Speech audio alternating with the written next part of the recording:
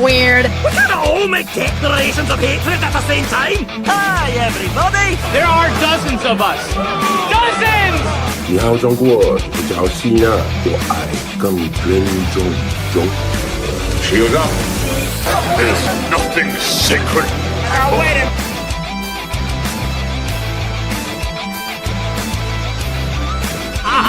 Alton, help me up onto his casket so I can dance on it.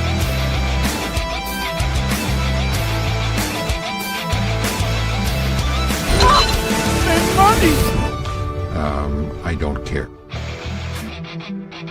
But how did you ever find us? Oh, easy. We just read the screenplay you left us. And Hispanic people, too. Globe gold! Globe gold! Globe gold!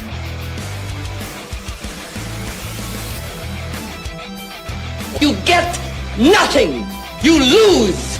Good day, sir!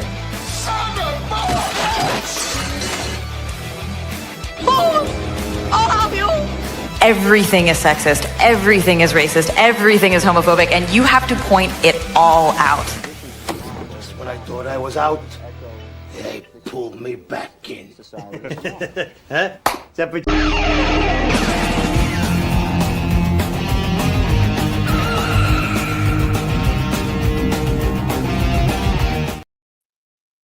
Hi, everybody. I am really nervous, so be nice. I'm not going to have a fancy intro like Marv, but thankfully, Kevin is helping me behind the scenes, so it's going to be a little bit of a joint effort.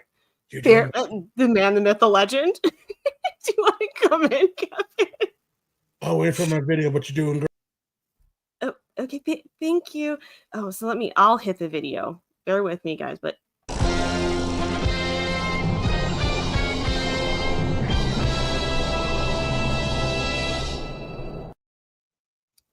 hi.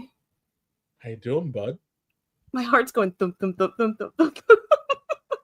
Surprised you can't hear it on the mic, but how are you, buddy? I'm doing well. My guardian angel right now. This is going swimmingly.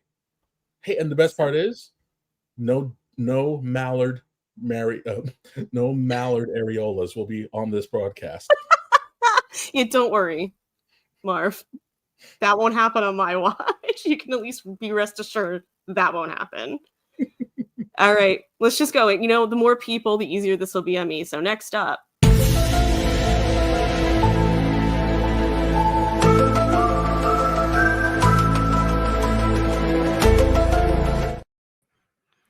So what's the deal? We watching My Bloody Valentine tonight? Oh, yeah.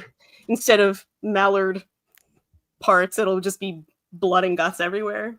It'll be great. That won't get us in any trouble. So how are you doing, Martin? I'm doing pretty well. Happy to be here. Give you a little help from your friends. Quoting the Beatles. Mm-hmm. With my heart. Okay, we're gonna make these quick and snappy. I won't be too. I'll get everybody in here. Next contestant.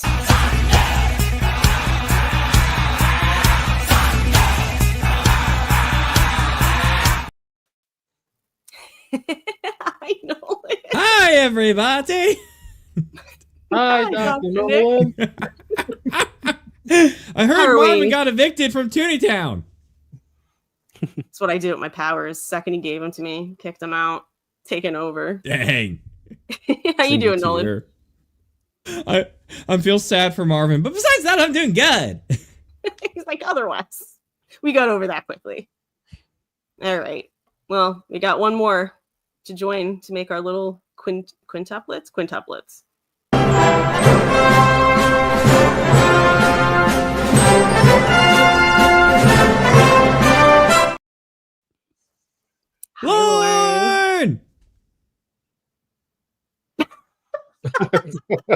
You know what? I don't believe you. You would absolutely vote for me if you had the chance. Mm-mm. Mm-mm. I don't believe you. I like my sign better. We are I want you to put it up back there. Is anyone else with me? Be like, doing that. Oh, I tried.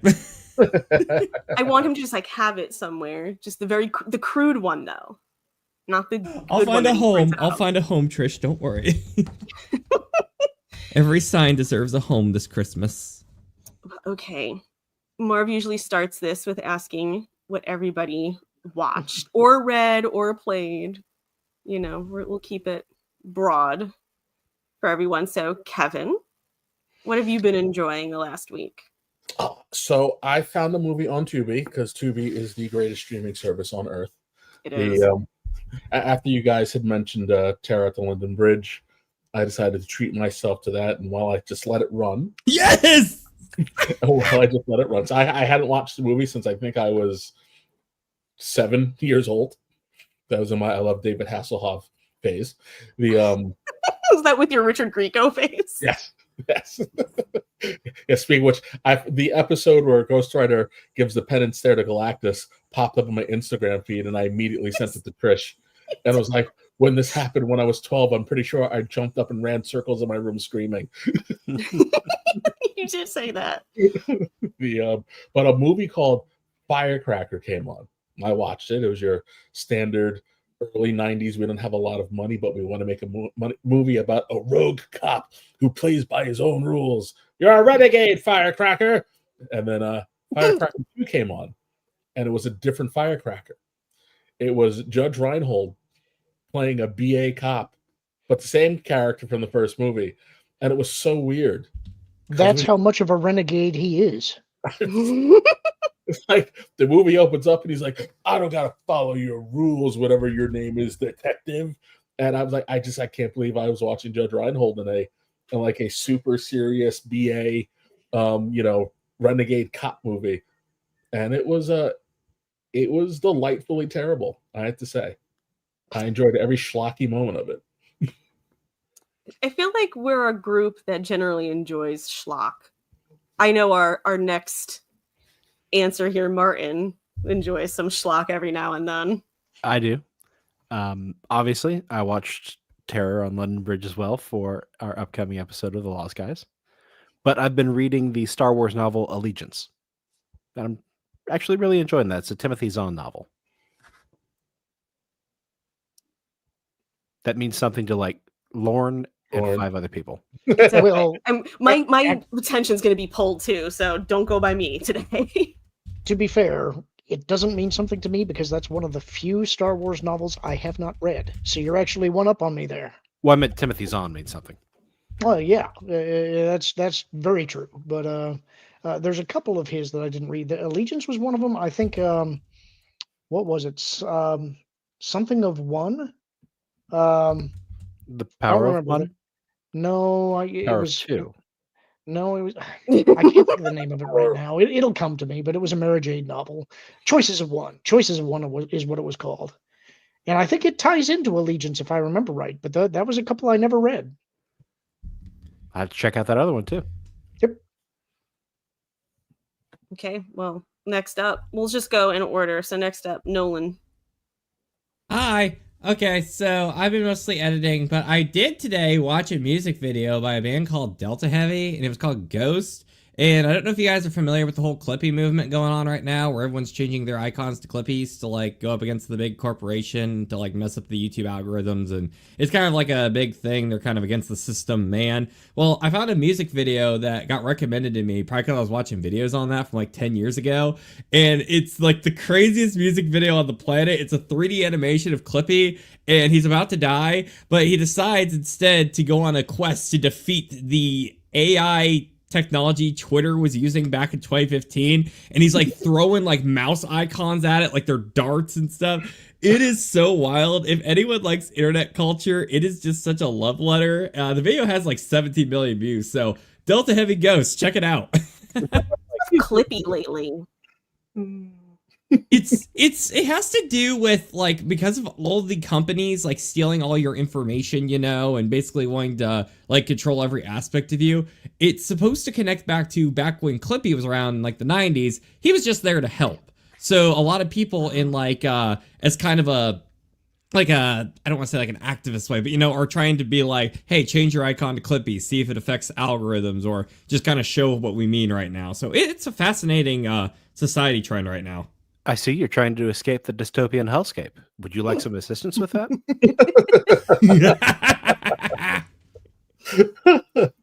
All right, Lauren, what did you watch while eating on a Butterfinger? I haven't been watching much of anything lately, but I'm hoping to go see Nobody 2 tomorrow if I can. There's a Nobody one. What's Nobody? Nobody is it's by the guys that did John Wick, and it's kind of in a similar vein, except for instead of guns, it's fists, and it's got Bob Odenkirk playing the main character. I loved the first movie. I'm a little nervous about the second one, but I just saw a review before we came on stream saying that it's just as good as the first, and it's short. So I'm hoping that it's worth it. I really want to see this one. So I hope the era of the short movie is back, because I can't take it anymore. Well, are you done? I don't want to cut you off. Well, you just did, so I'll just sit here and be quiet. This is what it's like to be controlled by women. I had to. This is their idea of help, everybody. Just she don't really pile it on. I was gonna say I was gonna do a very good Nolan-like segue. We're all Ralph Wiggum right now. Well, I will keep mine short and say I was watching Terror at London Bridge. Yes! It was great. Thank you to the wonderful Martin Stone for that one. Look for that in the future Lost Guys episode. Cheap plug. Okay, I was yelled at in the chat by Marv to read super chats and member chats and whatnot. I think I got this one, Kevin, so I'll try this. All right. And Lauren, I am calling on you and your fabulous reading voice to read them for me, please. Who elected you to make me the spokesperson? Marv. No, he didn't. He put me in control, so... Press the button. Cannon Barnes, member for 7 months. Hail, TT. Can't wait for Epic Universe tomorrow. Awesome. What's that Epic Universe? He's just going? Because which is the one with the horror nights? That's Universal, right? Mm-hmm. Did that start yet? I think I saw Nolan cheering about it on one social media or another. I loved Epic Universe, but I didn't know it was new. What was new? Oh, you mean the Vegas event? Is there a Vegas event? Did I just make this completely confused? Nolan, were you not paying attention? No, I think I know what you're talking about. Undivided attention, Nolan. Today, in Vegas, they opened up the Halloween Horror Nights thing over there. So they're going to have like a year-round attraction there. Yeah, right. It's awesome. Well, Cannon Barnes is going to Epic Universe tomorrow. So Nolan's been there. Marv has been there, and then that's it. So Nolan, you're really the only one that can relate. Oh, it's so fun. The Super Nintendo world is so fun. But Rope Drop Harry Potter, I recommend that. It could possibly break down, but it's probably going to have the longest wait. So be prepared. And you have to make sure you take time for Frankenstein's Castle, like the Monsters Unleashed or Unchained, whatever it's called. It is amazing and is worth the admission alone. Yeah, it's the monster attraction that I want to see. Dark Universe is the part that I think I'd be most interested in, and I'm surprised to see how few people actually talk about it. Oh, really? Yeah, it's that'd be one of the first places I'd go. That's where I'd go. I feel like there's less to do there compared to say like Super Nintendo World or Harry Potter. But even though it feels like a smaller experience, what you get is just so fun. I can't recommend it enough. I also feel like that's a nighttime section. Like yeah, definitely. Yeah. You know, if I just click, okay, perfect. We got it, guys. Do I have to read this one? Yes, you do. You have to read all of them, Lauren. It's living in a Trish Tater ship. I'll read it for you. Get Lauren to watch Star Trek: The Next Generation. Oh yeah, that's a good super chat. That's not what it says. R. That Damon is not. 1982, member for 6 months. Thank you for being a member for 6 months, R. Damon 1982. Get Lauren to watch Star Trek Voyager. I can just feel the gratitude in that. It gets better. It gets better. No, in the sense that it ends, I suppose. Well, you could catalog all of her war crimes. Yeah, I suppose. Janeway. Yeah, Captain Janeway gives no Fs. I want coffee and to go home. Blow up that planet. That's what I'm going to be like. There is actually an episode because someone must have noticed the amount of times that they broke the Prime Directive. They do an episode where they go to a planet and they're recounting Voyager's visit, and they're all super evil. Like as they're telling the story, like everybody's got like scars and like the ships are blowing up and they're just assassinating people, and the only person who can rebut is the doctor character who's like, that's not how any of this happened. And every time he interjects, they're like, shush, we're telling our story. And she is, I'd say Kate Mulgrew was terrific as evil Janeway. Kate Mulgrew, I know who that is. This is me having not watched a second of this show, being like, I know who that is. Kate Mulgrew of Ryan's Hope. Also, She's Mrs. also Columbo. in Throw Mama from the Train. Oh my gosh. Why does that movie come up every so often in very random ways? Anyway. It's a random movie. Fair. I suppose it's true to its character. Is it because Mama looks like Axel now? Or Axel looks like Mama? Louis doesn't have any friends. Me and my shirt. It does, though. The first time I saw it, I was like, I don't mean to laugh, but... All right, next up. I don't know if I could... Walter Tomaszewski? Is that right? That looks right to 1083? me. If I There's a screwed weird that up... glitch going on with YouTube right now where it's not giving us like everyone's usual names on there. It's giving us like their channel identification thing. I don't know if it's site wide, but it might be making some of the super chats a little more tricky, just FYI. Well, if I pronounce that wrong, I apologize, Walter. Member for 3 months. Thanks, Marvin, Nolan, et al. For putting up with me and my silliness for 3 months. Oh, and Disney had put torpedoes on ferries to take out docks now.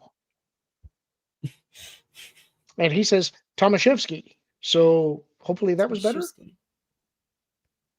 I believe Martin's the same way. I like to get people's names right. So hopefully Tomaszewski is right. Good to see you, Walter. Okay, this next one. Y'all gonna love this one. I can't wait for you to read it, Lauren. Scott Summers, member for 5 months, just says Trish. Does anything else need to be said? I feel like Scott Summers said it all just now. I don't believe you, Lauren. I think you'd be first in line to vote for me for any kind of office. I just don't believe you. Well, maybe if you were like full anarchist, I'd think about it. Oh, okay. Rebel Renegade. Next up. Andrea Adams, 8004, member for 5 months. I need Lauren and Apollo to recast Jim Cotta. Jim Cotta needs a recast. What is Jim Cotta? So, take an Olympic gymnast who has never acted before, but he can do a standing backflip with a 180 twist, and then just build a movie around that. And that's Jim Cotta. So it's in the same vein as Highlander, is what you're saying. Highlander was with professional actors. Really? Is that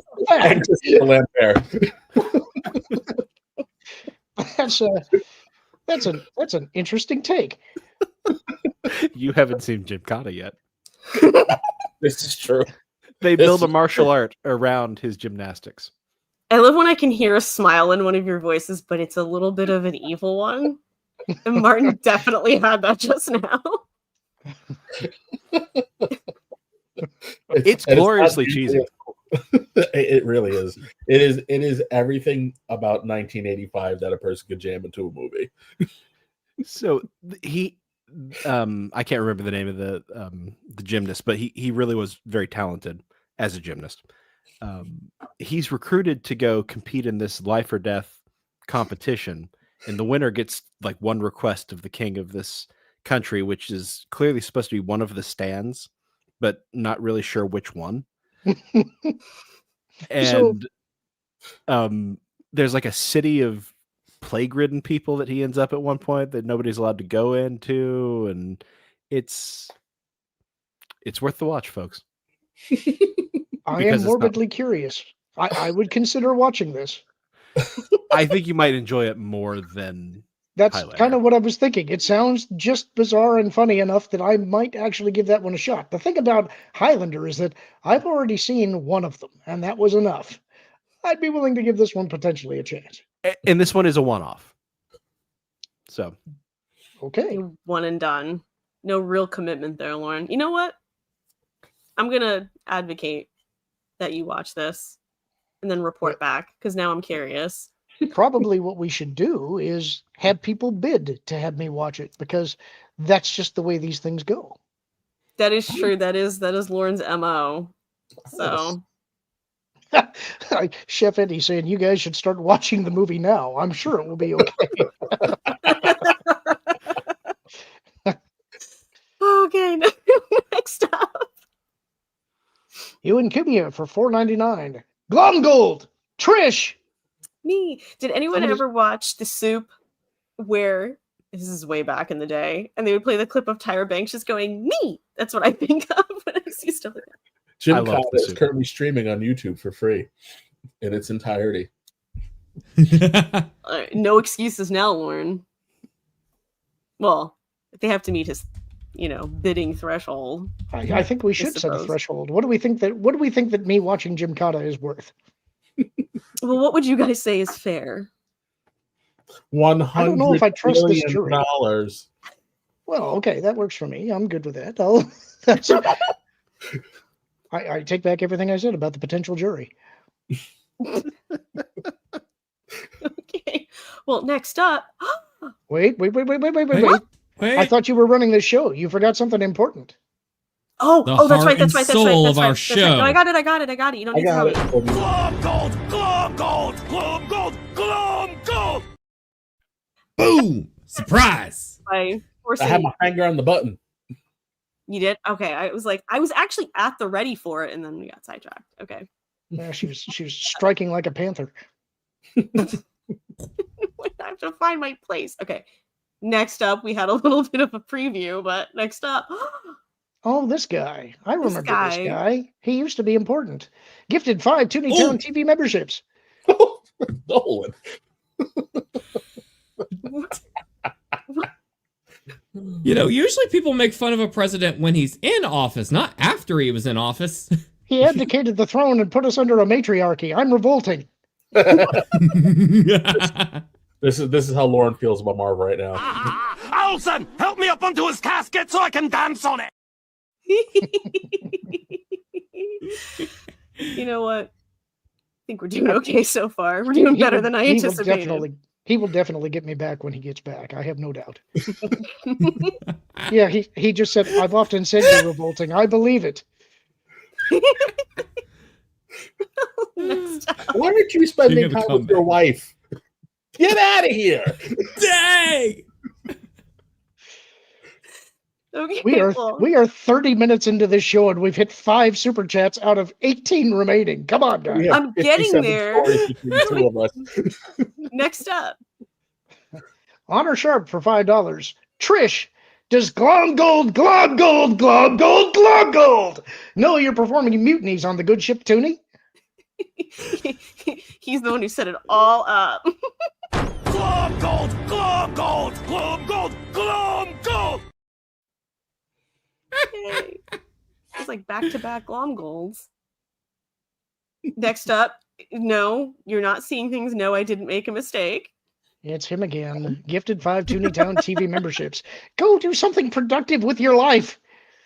This kind of is what he does with his life, and he's just here to make sure we don't mess it up. Supposed to be on vacation. All he's been saying is, I've been working the whole time. I haven't really had a vacation. I need to go on a cruise. Now you're sitting in the chat of your own show. Go spend time with your family. Touch grass. He's very worried about how I'm going to do. I already promised There were going to be no duck boobies. You don't got to worry about it. Well, on that interesting note, Chef Eddie 6164, member for 8 months. I think this must be. So, what do you think of the Howard the Duck movie, Kevin? I think it's a fine piece of cinema. George Lucas at his best. What else need to be said, right? There was ample amounts of quality in that movie. That's right. Rein it in, Nolan. Lucas says that that movie will be reevaluated in the future, and I'm interested to see what that reevaluation may be. And what future is he talking about? RWLCK17, member for 6 months. Hello, everybody. I hope all of you are doing good today. Oh, hello. I hope you're doing well too. I'm doing all right so far, right now, as it stands currently. We'll see in a couple hours how I am, but Rising to the top, push it to the edge, give it all you got, barely break a sweat, strong woman, strong. Look, that's right. That's me. Marvin said that he wanted to be here and his wife to support Trish, and the very next thing he says is, also, I'm writing TPP articles for the morning. Lol. I'm gonna feel no more sympathy for you, dude. None whatsoever. You are making yourself do this.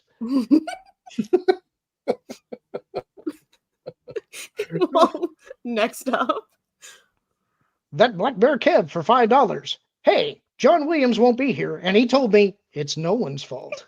John Williams doing it through other people or bears. For once, it wasn't me. What the heck, people? It wasn't too bad. It was only like 5 minutes later. That's what, we're placing blame. Everything else has gone swimmingly. I don't know what you're talking about. I didn't forget to play a Blumgold clip or anything. Just missed everybody into believing that. That Black Bear Kev for $2. I've been watching Kevin Apollo as usual. That's not true. I know where you are. As usual. You're across town, outside of my son's daycare. You're breaking some boundaries. Targeting. Oh. That's what it sounds like to me. Right. Very specific targeting going on. Profiling. Like mafia techniques. What the heck? Next up. Oh, sorry. Go ahead. I was going to say, Marvin also said, it's this or go in the other room and listen to my family have Orange Man bad conversations. Get off my back, Lauren. Lol. Go forth and do battle, you coward. Stop hovering in this other room trying to make yourself feel better. Go battle for what is right and true.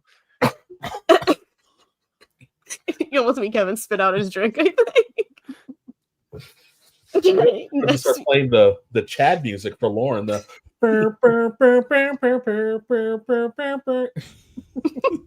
just want to play your version of it now. We need to clip that. And I'm noticing that if you see asterisk, is Kevin. So that's good to know because there's currently 3 of us using the same name in there. Next up. Forever Runner 59 for $4.99. You have to watch the King of the Hill revival, especially Kevin Nolan. The Jerry Jones scene alone is worth it. Dang it, Bobby.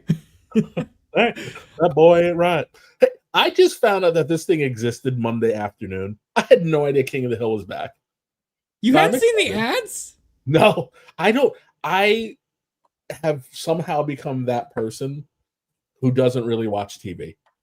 I'm watching TV. You're becoming Hank Hill in the episode where he has the CD player. It's like, what you listening to, son? I don't think you'd like it. Why not? I love new stuff. Mother of God, it's all toilet sounds.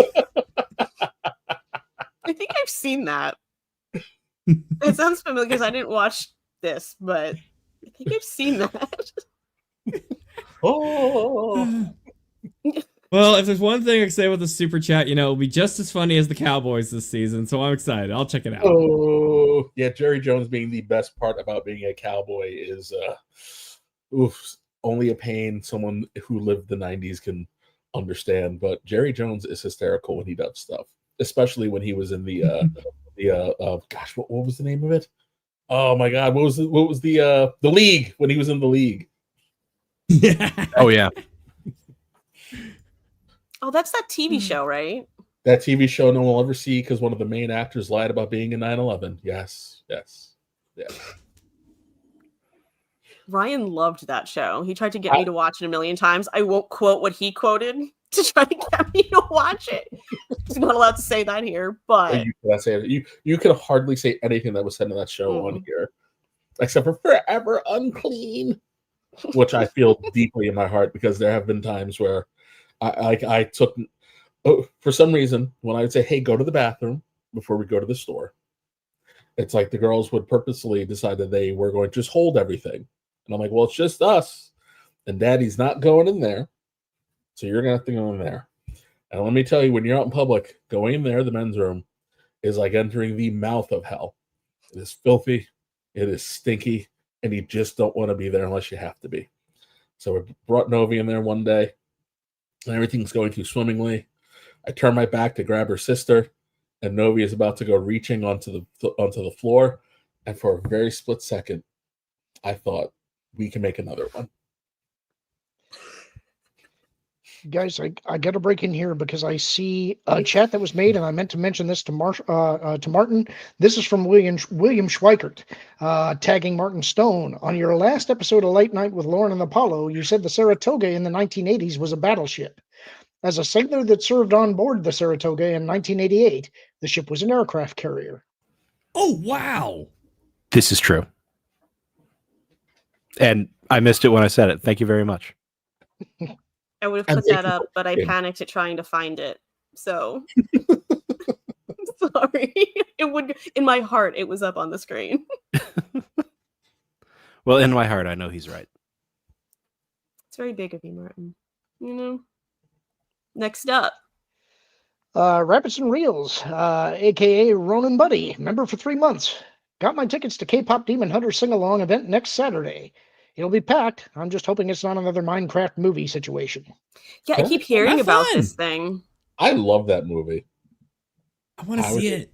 I was just futzing around trying to find something for Duke to watch, and I put it on, and I'm like, I'm oddly enthralled by this movie. And I've watched it 4 times since we accidentally watched it the first time.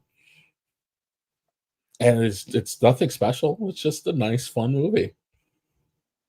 Those are special these days. That's true. Especially on Netflix. Like the short movie.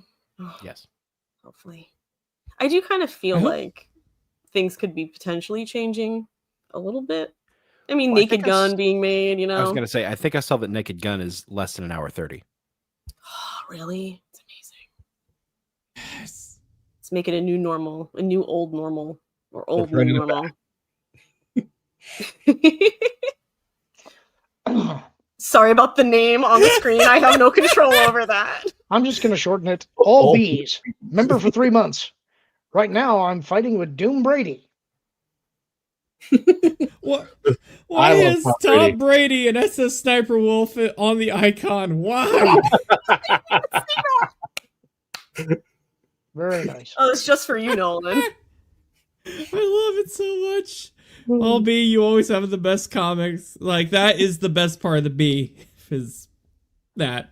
Oh my gosh. You're the best. Not to derail, but I do have something that was actually just for Nolan. I was on my Instagrams, and my algorithm decided to give me something really bizarre. At first, I thought it had to be a cartel recruitment video. And then I realized, oh, wait, this is how they recruit their young men.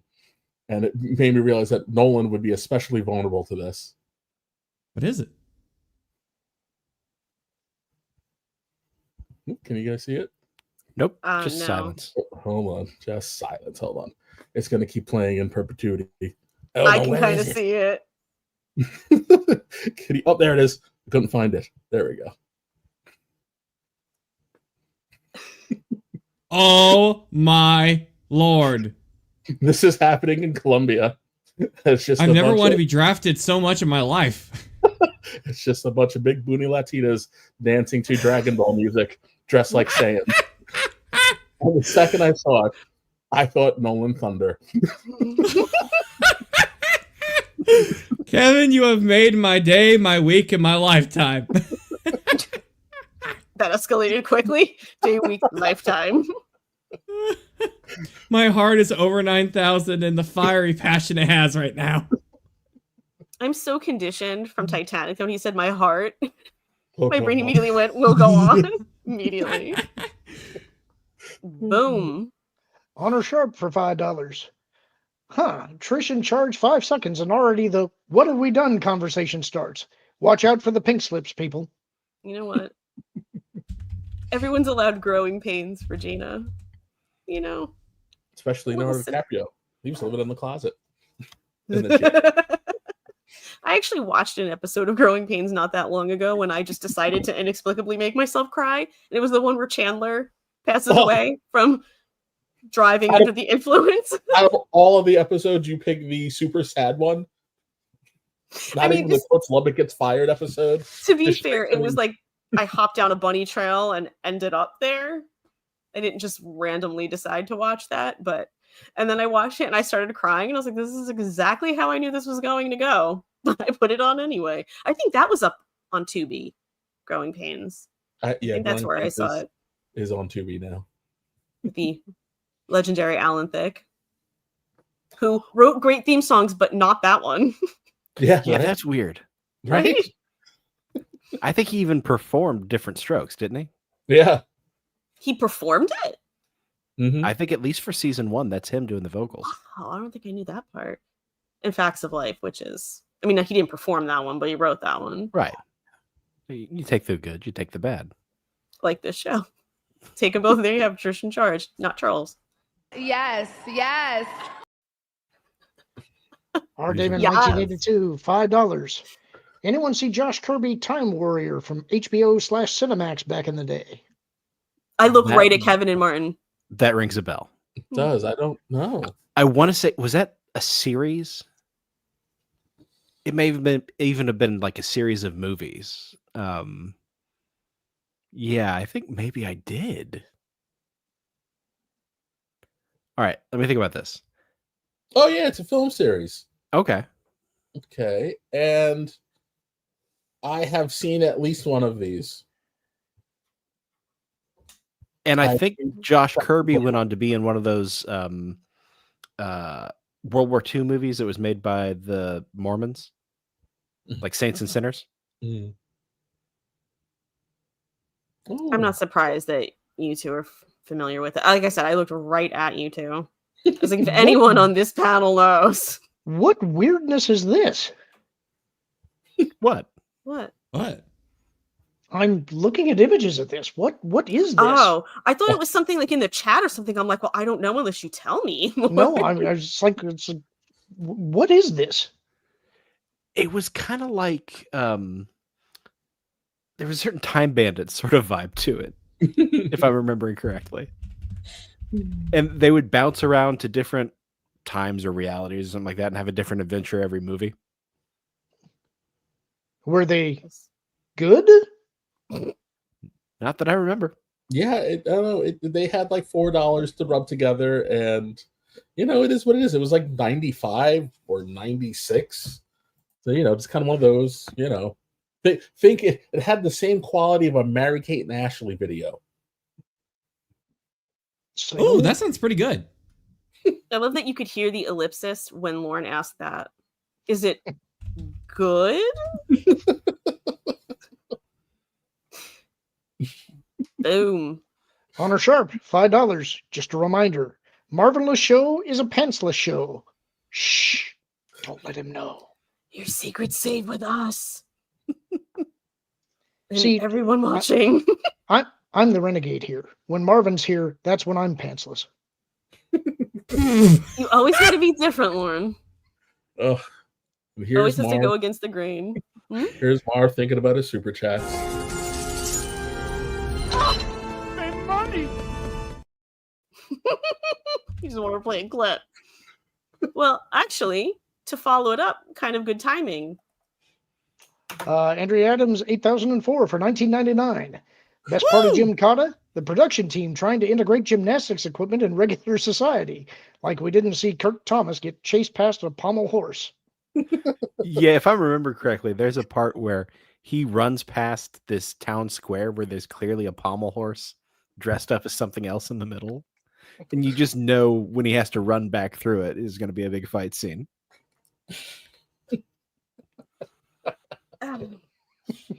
Yeah, you have to watch this, Lauren. I think he does a ring routine, but I can't remember. But I think he does. I will be watching it tonight. The least shocking thing you've said so far. I looked it up, and there's a riff tracks for it. How long is the movie? I don't think it's very long. Yeah, it's got to be like an hour and a half. You said it's from 85. It can't be that long. They're still saying in 85 with movie length. All movies were short back then. And one more, I believe. That Black Bear Kev for $5. What is right and true is me eating Kevin's garbage and poo-pooing on his lawn. Poo-pooing? It's always the neighbor's yard.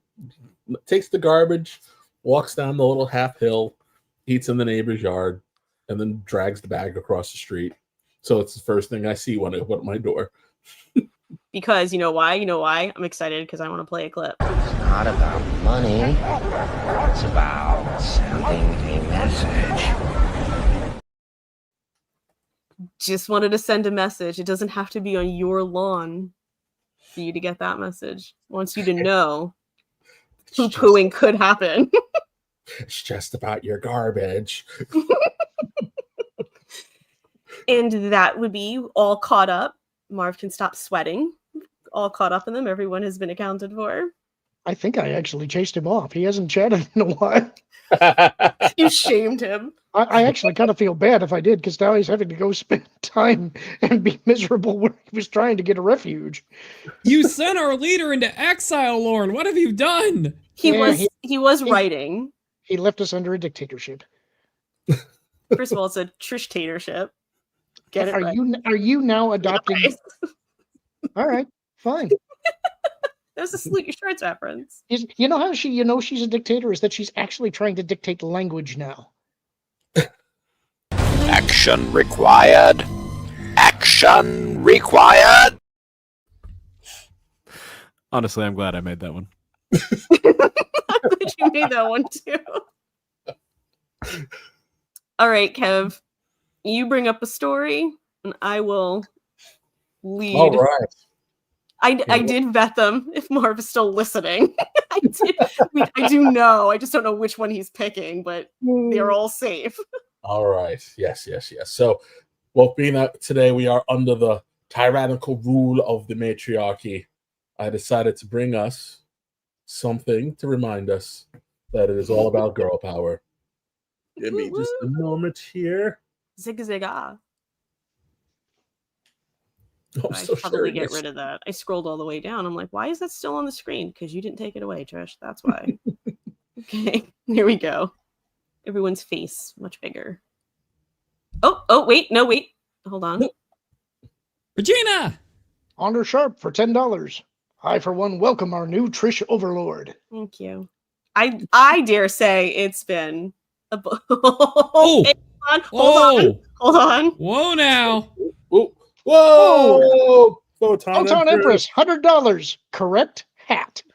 Okay, I know there's a few things, but I will find them. I got one. No pun intended.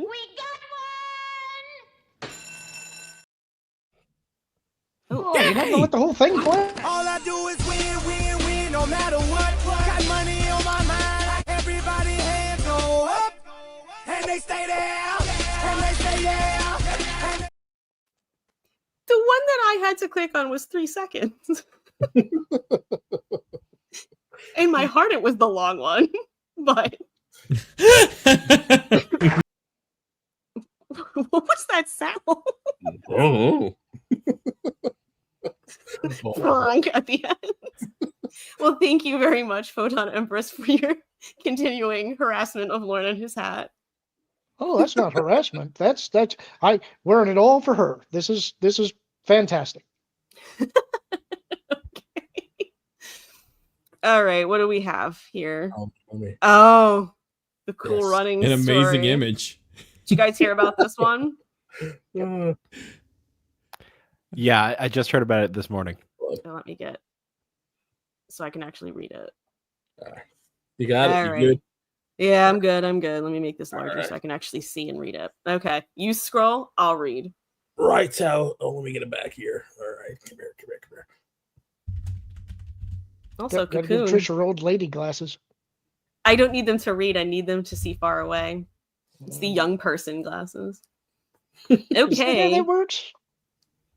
Well, in all seriousness, isn't it the reading that usually is the one that goes when you're older? If not both. But I feel like needing the reading glasses is an old Kevin. Can you attest to this? Yeah, I can see far away. I can't see anything up close or small print. So But I had glasses from when I was 12. I've just been Murdocking the last 2 years. It's not nearly as fuzzy when you get really closer when you do like this. Okay, so Cool Runnings 2 update is sure to be divisive. A surprising Cool Runnings 2 update popped up this week, sending fans of the original Disney series into divisive debates because we can never let anything just be. What is the new Cool Runnings 2 update? Well, according to a newer report from noted insider Daniel Rickman, Cool Runnings 2 is not only in development, but will feature an all-female bobsled team. Dun, dun, dun! The news quickly said... Jamaican? Jamaican. You know what? I suppose it's a fair question. With their, Kevin. Lauren, if I could, I would rip up that post. I'm banning that post-it. My decree. You might not want to do that because knowing Lauren, he's got like 3 or 4 others. That's a good point. It's a game of escalation and one-upsmanship. Look at his face. Look at his face. Okay, well, it quickly sent users online into a debate about the film and whether or not it needed a sequel or one led by female actors. I just don't think it needs a sequel, full stop, personally. It's kind of wholly unnecessary. It's like, literally, this one feels like, what do people love? Let us just take John it. Candy. It's just... They this like is something... 2X chromosome, baby. But it's just like... So who do you replace John Candy with? Is it Melissa McCarthy? You've put it out there now, so probably. Put that evil on us, Ricky Bobby. Although she's great in Gilmore Girls. I just like to say, but I think it's because it's a little bit different than the stuff that she does as of late. That might be why. So she's got it in her.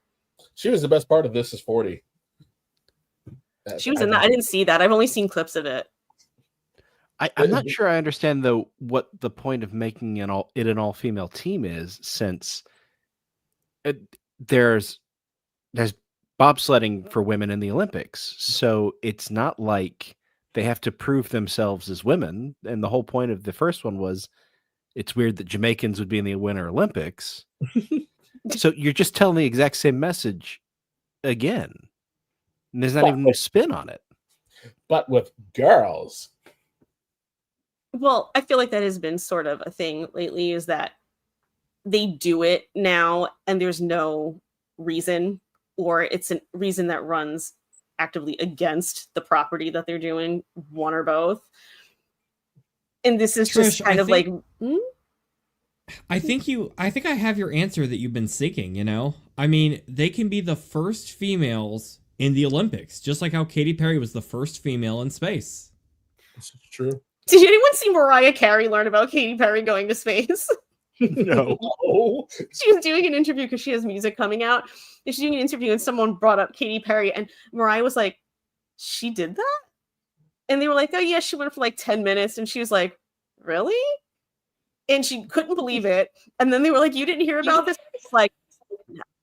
And I was thinking, this doesn't enter Mariah's orbit at all. Hey! She's not thinking about Katy Perry in any way, shape, or form. And she was just like, oh, good for her, I guess. And then they were like, would you go into space? And she said, no, she's done enough, which made me laugh. But somehow got past knowing Katy Perry went into space. The 40-second clip is on the YouTubes. Oh, the Mariah Carey clip? Mm-hmm. Well, it's a clip from the BBC. Are we allowed to play that? Who knows? You know what? I probably wouldn't. Yeah, let's just skip it. You know, Watch it just yourself. seems like a bad idea. Why is this thing telling me? How do I make it? We I don't need minimized it. you Now I don't know how to finding maximize bugs it. There we going go. No crown for Trish. No rule by wish. What does the rest of it say? Hold it up a little more. Okay. Power to the people, not her iron fist. Okay. That's got a rhythm. You can dance to it. It's been noted, Lauren. It's been noted. It's getting a little. We're knocking on Les Mis territory right now. Okay, well, we know the top paragraph, so I'm not going to read that. It was a smash hit, which Kevin and I before the show were talking about how it reads like something people shouldn't like, but everybody likes it. Cool Runnings. Like, I don't know anyone who doesn't like Cool Runnings. It's some of Dougie Doug's finest work. Yes. It grossed over 150 million. I wonder what that would be in today's money. Because that's 150 their million. $1 billion. What I wonder year what did it it is come in out? Jamaican. That's a good point. What year did the original come out? 93. 93. And it received wide praise from audiences and critics alike, back when audiences and critics could agree on things like that. And the film's theme song was a cover of Jimmy Cliff's I Can See Clearly Now, which was a top 20 song on the US Billboard Hot 100. Little music factoid in there. Appreciate that. It says in today's money it'd be 300 to 320. I think that's respectable because, like, I'm sure the budget was something sane because it was 1993. It would have made more than the average Marvel movie these days. I wonder how many reshoots it had back in the day. Oh, wait, probably none. And I bet the script was done when they started filming. Which is another rarity. So, those of you with youngins of proper age, will you be taking them to see Cool Runnings 2 Electric Boogaloo? I could take my cats. They might enjoy it. I'd like to think your cats have taste. Is it like a holiday movie or? Did it say? It says it's in production. Yeah, just. Oh, okay. So we don't know yet. I think it honestly depends on when it comes out. It wouldn't be something I'd probably go to, but if it was like holiday time and you're looking for a feel-good movie, maybe. And if it looks fun, yeah, sure. If it Kevin's doesn't just seem like it's a message movie, I like a good time. I feel like it's at the point where if it's not that and it's just almost an exact copy of the first one, just with women, people will just be like, that's great, that's fine. Like, I feel like that's how we've been pushed at this point. So, okay, I don't care that this was completely unnecessary because it's the same story, just done exactly the same way again. Nothing was upsetting in it. Trish, I'll give you pushback on that because we're just like a few months removed from Ballerina that came out, which was literally just John Wick as a female. I mean, like, it did some cool things like that the series hadn't done before, but I think people were kind of tired of seeing the same old shtick over again. Like, I think you're going to need to do a little more spicy stuff to get the audience to go back, you know? But how much of that is John Wick is still a franchise that's being made? Mm-hmm. And Cool Runnings is 32, right? I'm doing my math right. 32 years old. Yeah, and I think with Ballerina, they kind of overspent on that movie. Because they do on every movie. Yeah, if they had kept the prices low like they did with the original John Wick, it probably would have been seen as a win. That's very true. So it probably comes down to what the checkbook's going to be on this new movie. It's a good point, though, Nolan, because like I'm thinking about it, I'm like, is it about genre? Is it about time frame? Is it we're all just broken? You know? Well, yes, but I mean, yes, it could be that, but okay. What you got next for me, Kev? Because I'm still up. What's 9 o'clock? Let's see. I do think we have some super chats that were about the Jamaican bobsled team. Oh, okay, perfect. Let me just get lined up. And I think we need to start with our good friend Photon Empress, because I think we got a big one. Oh, wait, no, we already did that. Never mind, go ahead. I was going to say, don't. I would have felt bad not cutting right in. Okay, here we go. Boom. Honor Sharp for $10. I figured it out. When Marvin goes away and lets one of y'all run things, he sets up little sabotages so he can judge how you handle it like Chef Ramsay on Hell's Kitchen. And you're saying down with the matriarchy? Listen to that. I would never do something like that. Oh, I'm so sad I don't have 2 pieces of bread. to put my head in between. Oh, I thought you were going to be sad because she couldn't make you a sandwich. I liked when he called someone a donut once. It's like, I wouldn't think to use donut as an insult, but I like it. Okay, next up. Honor Sharp for $5. Cool Runnings 2. We like Ghostbusters 2016. Actually, that's kind of a good point, because that seems like a fairly apples to apples comparison. Yeah, except people were asking for another Ghostbusters movie. Hold on. You and Kumia said, remember Mariah Carey was briefly married to Dennis Rodman? When was that? Yeah, when was that? How did I miss that?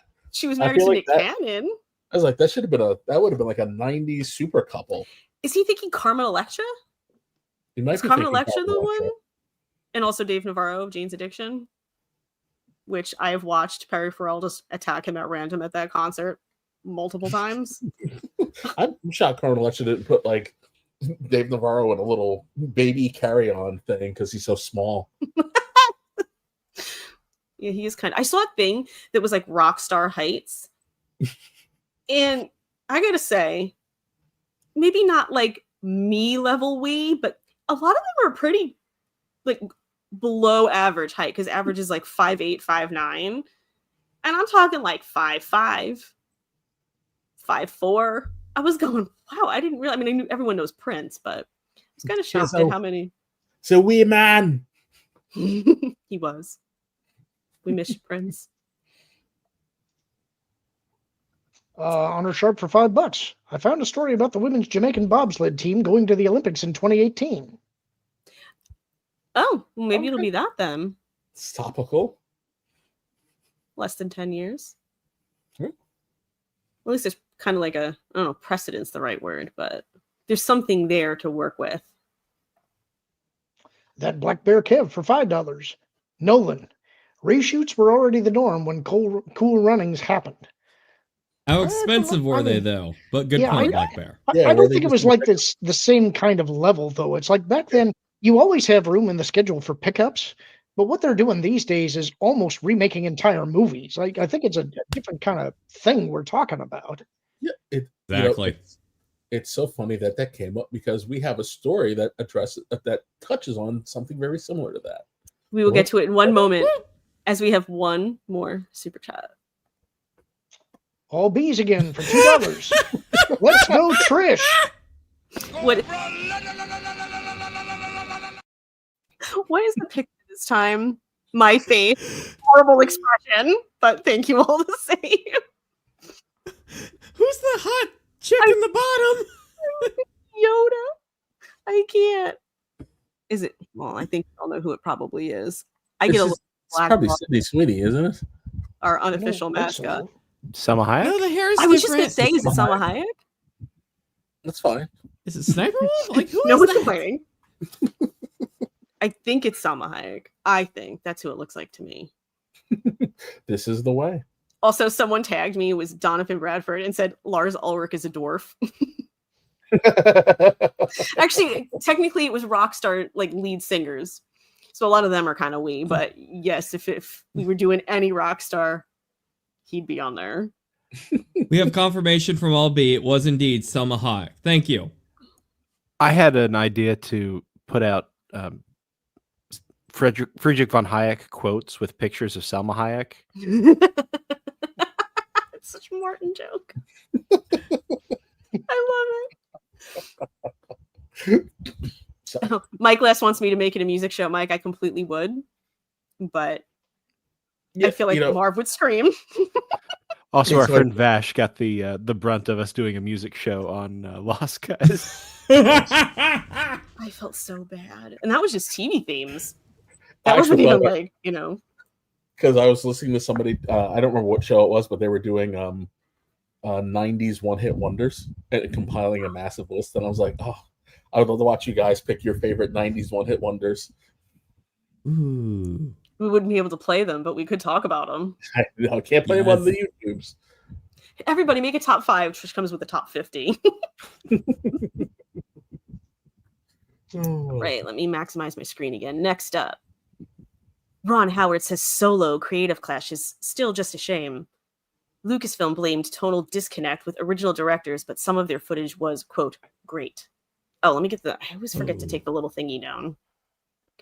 As much as I love my face on Baby Yoda. Alrighty. Oh, give me a second to get to you. There we go. I need dual screens. Yeah, I know. I struggle with that too. So Ron Howard opened up to Vulture in more detail than ever before about taking over the helm of the Star Wars prequel movie Solo after Lucasfilm and original directors Phil Lord and Chris Miller had creative differences. Howard said it all came down to the movie's tone. Lucasfilm president Kathleen Kennedy, favorite of the show, asked him to a lunch meeting where they were joined by Solo co-writer Jonathan Kasdan. Now, before I keep going, is it down to tone? As someone who has not seen it. Well, I think it's impossible to know. I gather that what they were going for was a more comedic take, but we never got to see their version. So Right. Mm. When you go and hire Lord and Miller, you got to expect there's going to be irreverent humor and it's going to happen fast and often. But I don't think that's what Kennedy actually wanted. She just wanted big names to be directors. Mm-hmm. And then they suffered the consequences of coming out after The Last Jedi. Remember, Kathy came into the room with her steno pad and her pencil, and she was horrible at taking notes, and she was terrible at, she didn't really know how to do it very well. But what she did know how to do was interrupt somebody in mid-sentence. We'd be pitching ideas back and forth, and Kathy, who's supposed to be writing these ideas down, suddenly put her pencil down and would say something like, and what if he didn't get the girl, but instead he got the dog? My favorite is what she did know how to do. It's like so catty. That Steven Spielberg's cattiness towards Kathleen Kennedy still exists today. Okay, they basically said, we've reached a creative impasse with Lord and Miller. Would you ever consider coming in? Howard remembered. I looked at some edited footage and I saw what was bothering them. There was a studio that liked the script the way it was and wanted a Star Wars movie, but there was a disconnect early on tonally, and they weren't convinced that what Phil and Chris were doing was working effectively. What's weird is, it's Ron Howard, and so I'm just hearing this like it's the narrator of Arrested Development. That's just how it's reading in my head. I couldn't judge because I didn't see enough of it to know, but they were sure. Howard continued. Once I said, okay, I think I can do this script, and I think I understand what you want of this script, they said, we'd want to reshoot a lot. I looked at the whole movie and then pointed out some things that I thought were great, and Phil and Chris were incredibly gracious throughout that process. They were just seeing two different movies. So I came in, I had a blast, but there's nothing personal about that film whatsoever. It's still just a shame. I can't wait for Phil and Chris's next movie. It's a very nice and diplomatic way to handle that. Mm-hmm. Howard even got the chance to consult with Star Wars creator George Lucas, who was not involved in the development or filming of Solo. Before Howard committed to taking over as Solo director, he got advice from Lucas. The creator told him, just don't forget, it's for 12-year-old boys, which I do feel like sounds like has been forgotten as of late. Yes, Kathleen Kennedy disagrees. Substantiated fantasy! Lies! Lies!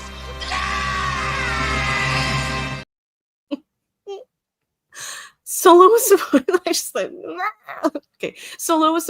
supposed to launch a new sector of storytelling for Star Wars with young iterations of Han Solo, Ehrenreich, Lando Calrissian, Donald Glover, being introduced and intended for sequels and spin-offs. The 2018 film also revealed that Darth Maul from The Phantom Menace was still alive. None of these plans have taken shape after Solo bombed at the box office with just $392 million worldwide. See, this is what I mean. I understand that that's not good for that movie, but I also understand that's because that budget was insane. Mm-hmm. Like, that's $400 million. That's not actually bad if your budget's normal. Well, you only made $500 million. Nothing for you. The thing that's crazy is that they got so deep into shooting.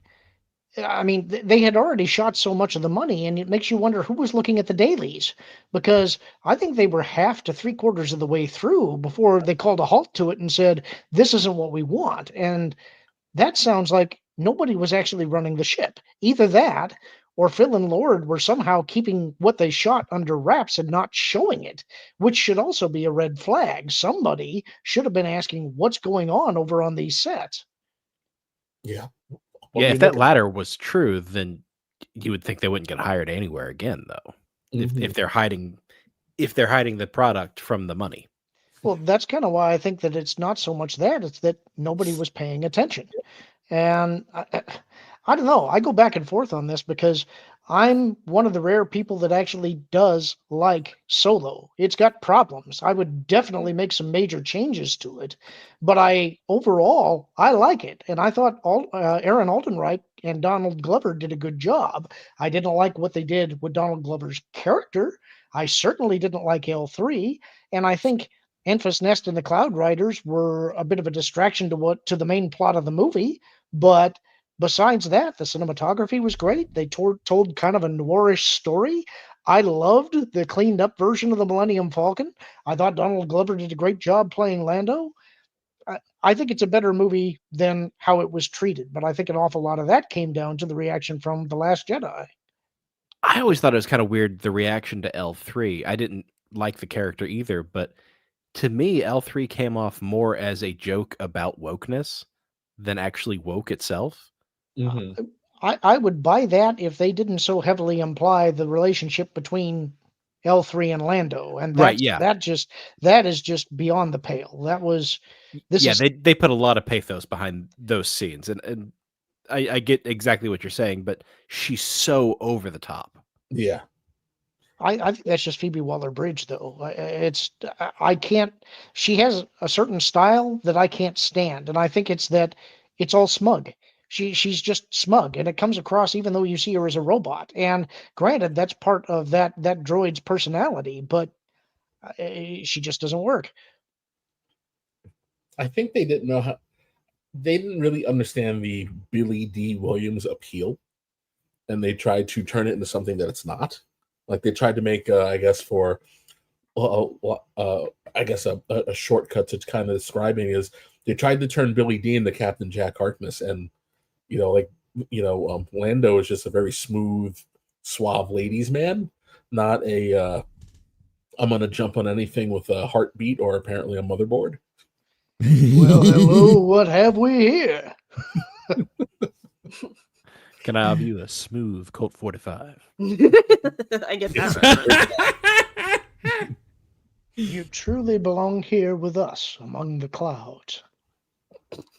It's a decent line. It's a great line, and he can pull it off. It's like he's smarmy, but he says it so well that you just want to go with it. Well, Howard cited nostalgia as a reason Solo might have bombed at the box office.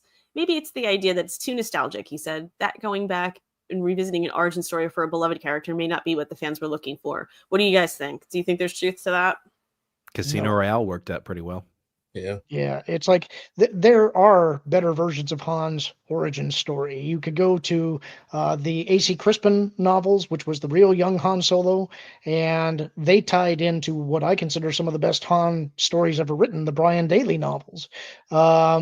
Those, I think, if they had just adapted that, they would have done great. And what's interesting is, in a way, some of the ideas from that did actually end up in things like Andor. You've got these corporate worlds that in the old EU would have been called the corporate sector, and some of the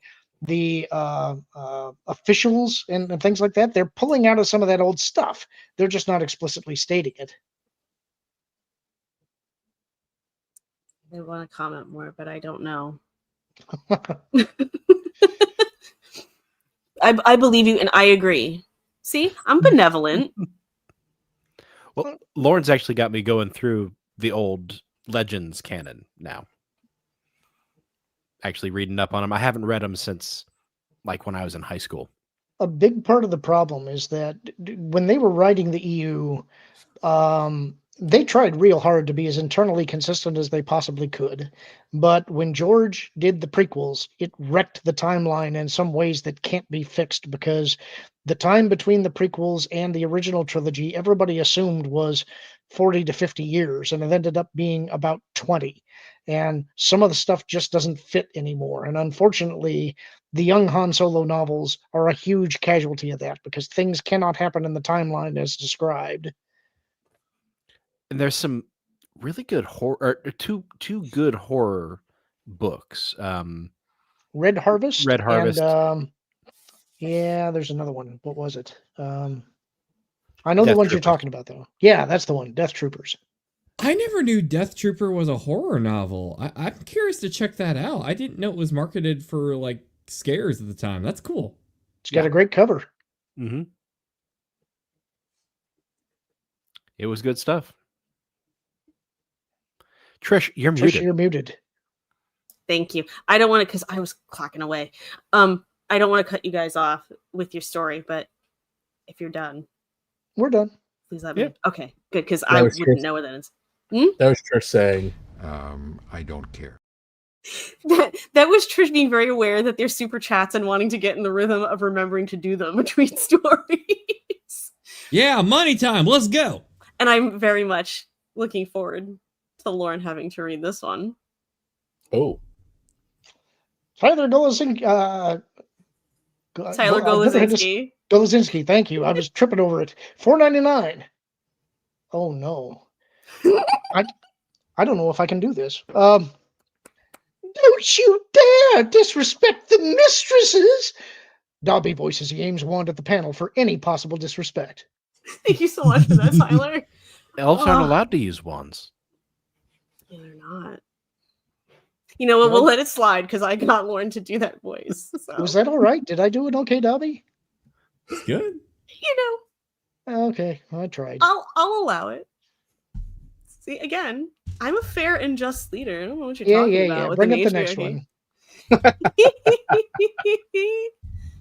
Whoa, that's the same one. Yeah, I know. But yeah, doing a great job there, Ruther. That Black Bear Kev, $5. Didn't remake film. Roger Corman, Fox Studios and Disney were known for that. Before the idea of CGI was a thing. It simply only got worse.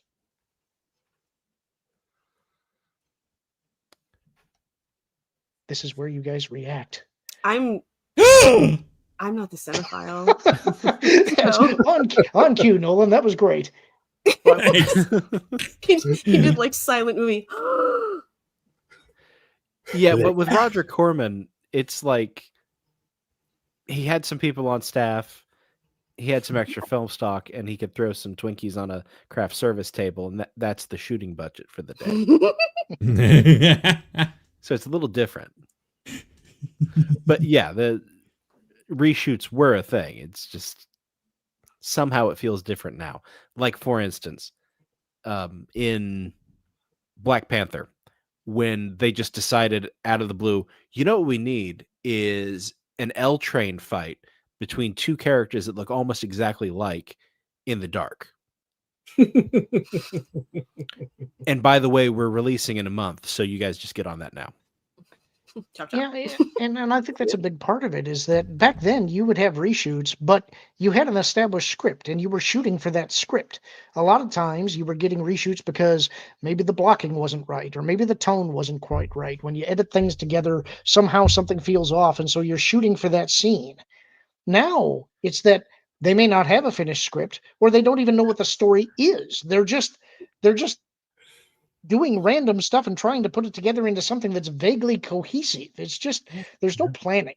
There have been some famous movies, though, that have done that successfully. Like Annie Hall was, I've heard, originally supposed to be another genre parody, where I think Christopher Walken's character was supposed to be a serial killer or something like that. And then you have Pulp Fiction, that was originally conceived as linear, and the editor went back and did it this postmodernist, moving the timeline around so that it flowed narratively but not linearly. Donovan Bradford makes a good point. Or you did heavy rewrites because your giant mechanical shark didn't work half the time.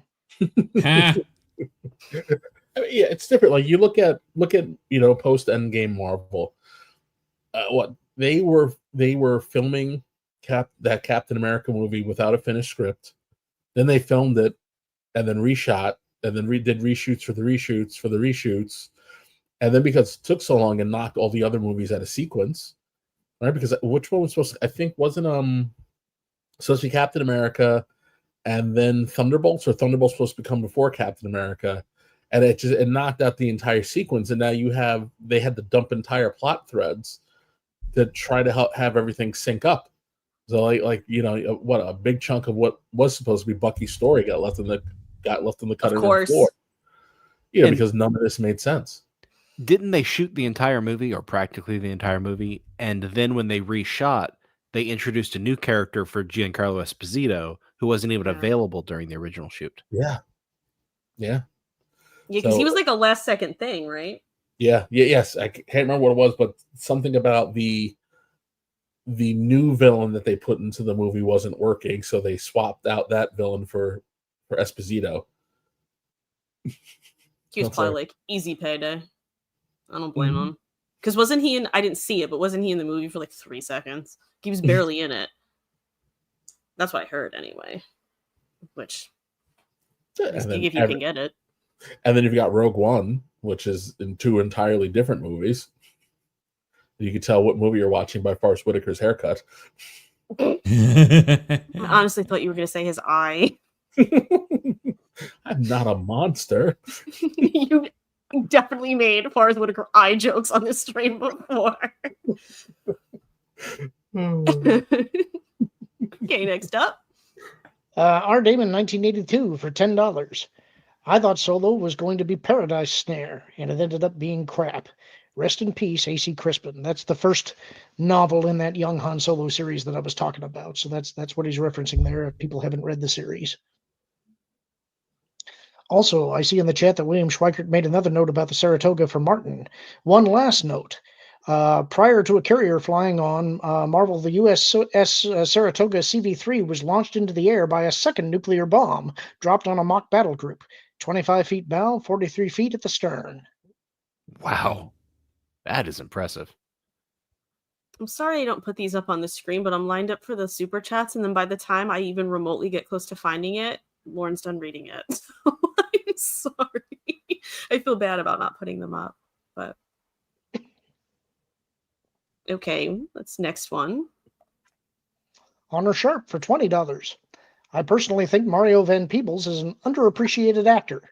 Solo may not have been the best movie, but it was a solid action. What do you mean, not that Solo?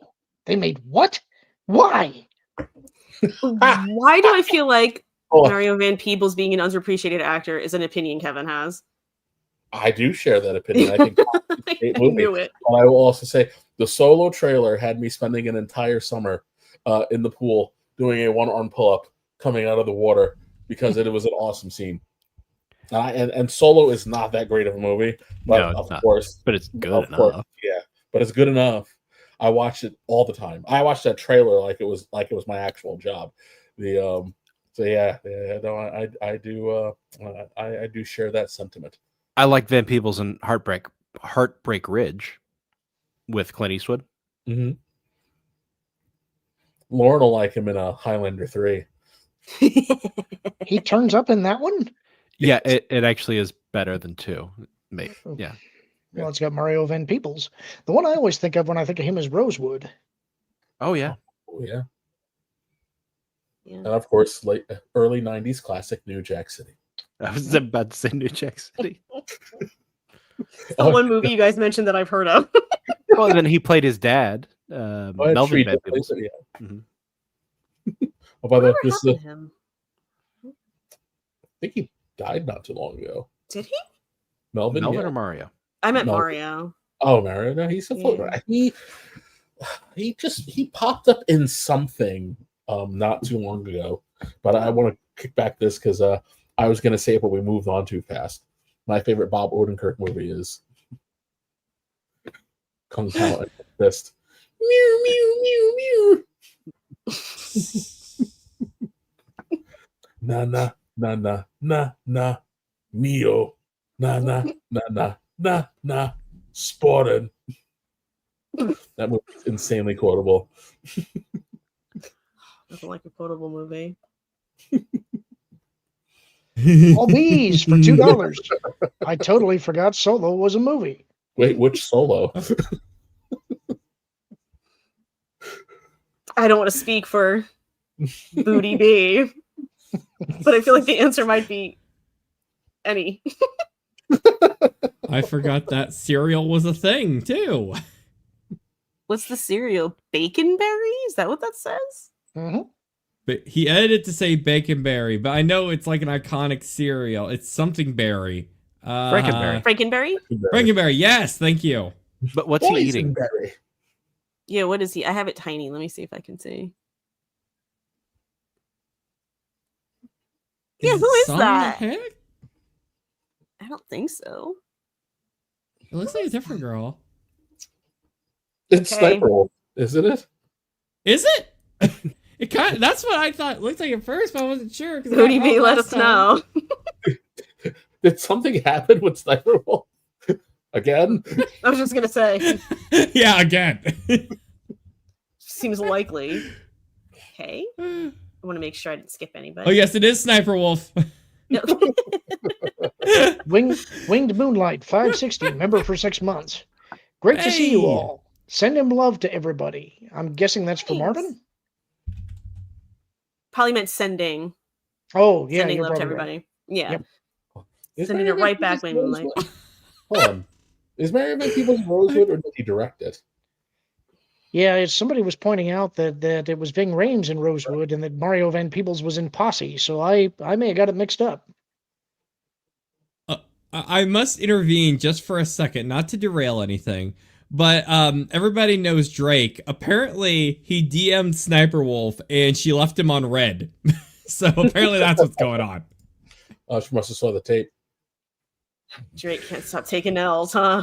Oof, yeah. Drake has not had a good 2 years. Ooh. Oof. Honor Sharp for $10. If you're reshooting your film because you got yet another, I don't know if I can say that. Maybe don't. Let's just say No. You can say it. Bone arr, matey. happy part for your latest Russo idea.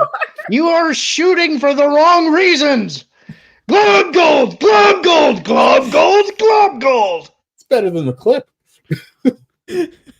Kevin, were you gonna play it? Oh, I'm sorry. I didn't know if you were going to or not. I was too busy trying to see who made the Rosewood movie, and if Mario I can do it. has anything to do with it, because I haven't seen it in forever. I got it. Globe gold, globe gold, globe gold, globe gold. That's the John Singleton joint. Don Cheadle and Ving Rhames. Don't That's you really know I have the awesome. same I was birthday? wrong for some reason. I've just got it in my head that he was in it. It's like I don't know. It's one of those false memory things. Who read the super chat before I got to it? What happened? Because about Marvin Peebles is in Posse, Lauren Ving Rhames was in Rosewood. Lauren. I was reading it from the regular chat. It wasn't a super chat, so I'm thinking somebody picked it up and then made it a super chat so that we'd see it. Oh, okay. But yes, Maybe. Mario Van Peebles was in Posse, Ving Rhames was in Rosewood, and I guess I completely remember it wrong. Rosewood is also currently on Tubi. It's also the name of the town in Pretty Little Liars, which is something none of you get. That's true. That show's nuts. Kevin would like it because it's crazy. I love soaps. I love this one. That Black Bear Kev for $10. Fun fact. Solo was the first live action to show the actual Imperial Army used. Stormtroopers are meant to be a special branch, and that's actually true. And that fight is also taking place on the planet Mimban, which was introduced in Splinter of the Mind's Eye, that was supposed to be the sequel that would have been produced if Star Wars was not a hit. And the idea was that it was going to be on this fog-enshrouded planet so that you really couldn't see anything, so they could go really cheap with the sets and props and just reuse things from the movies. So you actually get to see that planet in Solo where they're having that giant battle, and it's one of my favorite scenes in the movie. I love it. I agree. They've made that into comic books and a novel and all sorts of stuff like that, right? Yep. It's been adapted several times. The actual novel can't be considered canon and doesn't really fit because The Empire Strikes Back pretty well changed some pretty important parts, but it's still kind of a fun read. All right. We are done with super chats. If you want to throw on something else, leave it to your discretion, Kevin. Oh, sure. You don't want to use one of your stories? Yours are more interesting, honestly. Unless you want to talk about War of the Worlds. because that's the only one that was remotely interesting. Is Yeah, there no let's do Jensen Ackles news? Actually, Kevin, didn't you have sort of news-ish about The Boys? Oh yeah. Although I think it's that Vought show that he's in reprising as Soldier Boy. Padalecki and what's his name, Castiel were somewhere, and the headline makes you think we're talking about a supernatural revival, when instead it's talking about The Boys. them all get together to talk about The Boys. That's pretty much the story. There's not a lot. There's not a lot there. It was really kind of wanted to tease everybody who liked Supernatural into thinking we were going to be dropping Supernatural news.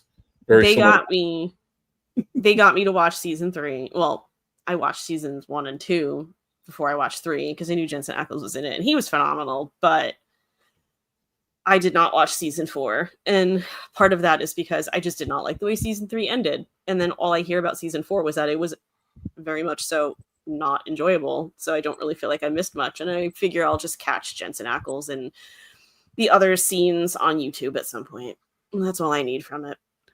I did see the clip where I guess Soldier Boy is in a movie within the TV show, and he's talking about the Mujahideen as his brothers. I thought that was hilarious. I always like the scene where he's in the hotel room and Jack Quaid, Huey, is telling them about Bluetooth, and he's like, those are made up words. It's just really funny because I said to Kevin, I'm like, it sounds a little bit like you. It's so weird because the character was so well done, but at the same time, it was not well done for what they wanted the ultimate outcome of the season to be. If we were supposed to be behind, spoiler alert for season 3 of The Boys, if anyone cares, if you're supposed to be behind them turning on him, they did a very poor job of it because they kind of made Soldier Boy kind of right-ish and a little too enjoyable. Oh, is it the same as what happened with Captain America and the Winter Soldier, where John Walker was right? A little bit. Yeah, a little bit. And it's like, it just... They get him. They use him to try to stop. I was going to say Highlander. Homelander. And then at the last second, do this about face and turn on him for what I think is a really lame reason. Carl Urban's character kind of calls an audible and decides to do that. And it's just, I just kind of sat there it made the whole season pointless. It's just and then Eric Kripke said people didn't need to watch the show. So I went, okay. And no one did. So weird. Odd how that happens. Well, here we go. You know what? I've got a fun little one for us. I will down just a second. Ooh, I'm excited. I just did excited fingers. No one's doing his excited dance. Bring on the story, Kevin. The people want to hear it. Hold on, it's coming. So because we're getting rowdy. Because I can't see things, all the images on my desktop are really big, which then in turn means that everything gets I have to do a lot of scrolling and shifting to get to what I need. Well, don't get old, folks. Man.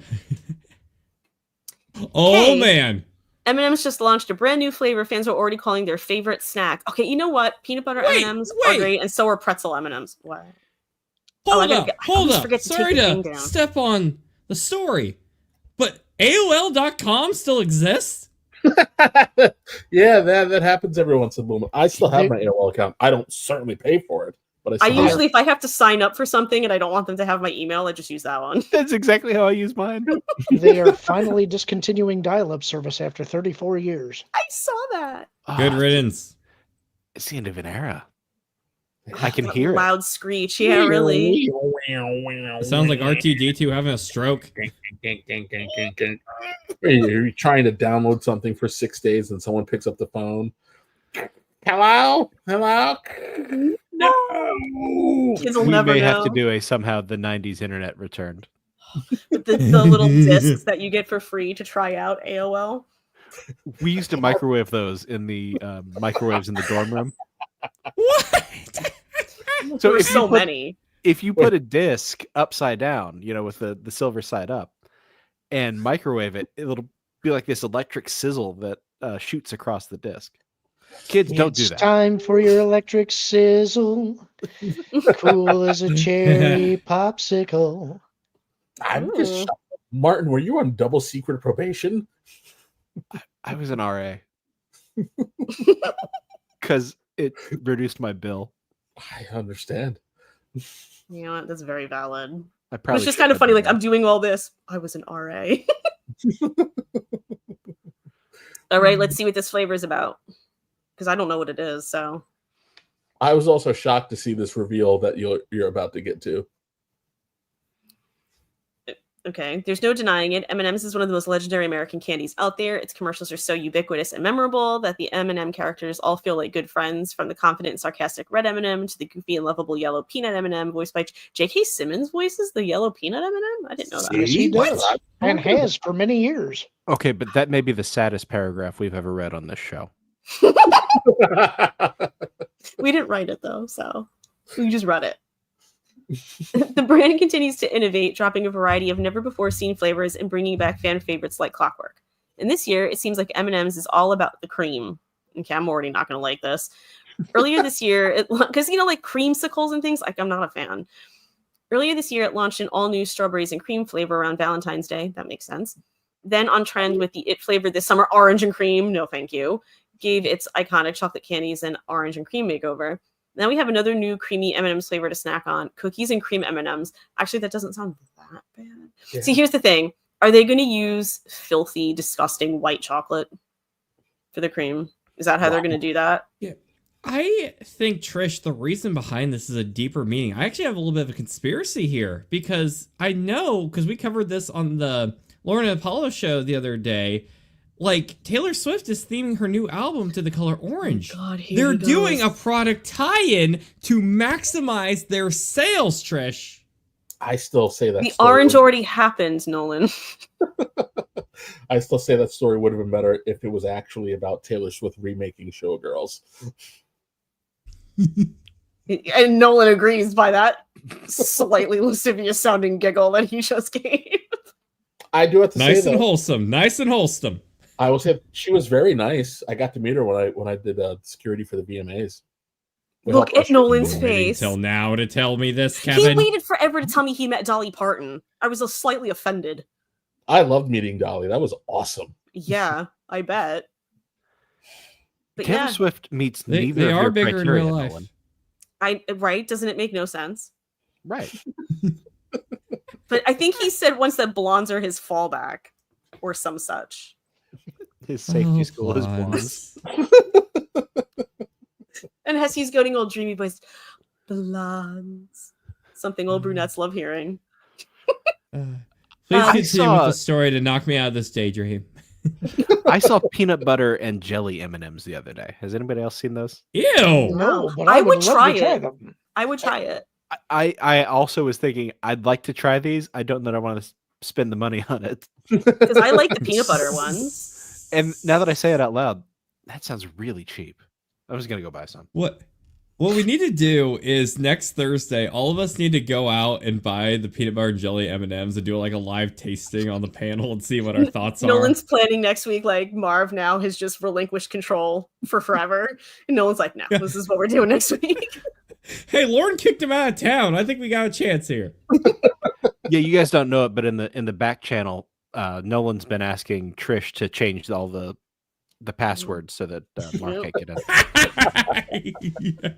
Well, before it scrolled up, I did see that it said it was a mix of chocolate and the filth masquerading as chocolate called white chocolate. I hate white chocolate. I have very strong feelings about it, as you could probably tell. It's not chocolate. There's no cocoa in it. Calling it chocolate for. Why has it got to be white chocolate? Why does it have to be white chocolate? Ugh. And everyone looks at me like I'm crazy. I don't care because I feel very strongly about it. And then I found someone who shared my level of passion for the hatred of calling that stuff chocolate. And I felt so seen and so understood. It was touching, honestly, because not only did people not share my passion for it, they were like, I like it. And I'm just like, ugh. White chocolate rain. Well, when Instagram user Don't Feed the Wolf came across the new variety, they shared their find on their account and described the candy as chocolate fudgy more than cookies and cream. So that doesn't sound that bad, but Another Instagrammer echoed the sentiment, adding, "They taste like the end of the ice cream cones with chocolate in them." I always loved those cones because you didn't run the risk of anything dripping out of the bottom. While it might not taste exactly like cookies and cream, fans seem to be just as excited about the new flavor. My new favorite snack for sure. A fan added to the Don't Feed the Wolf post, while another one wrote, "I need this in my life." It just really doesn't do anything for me. The candy is available now through the end of summer and can be found at Albertsons and affiliate stores such as Safeway and Vons.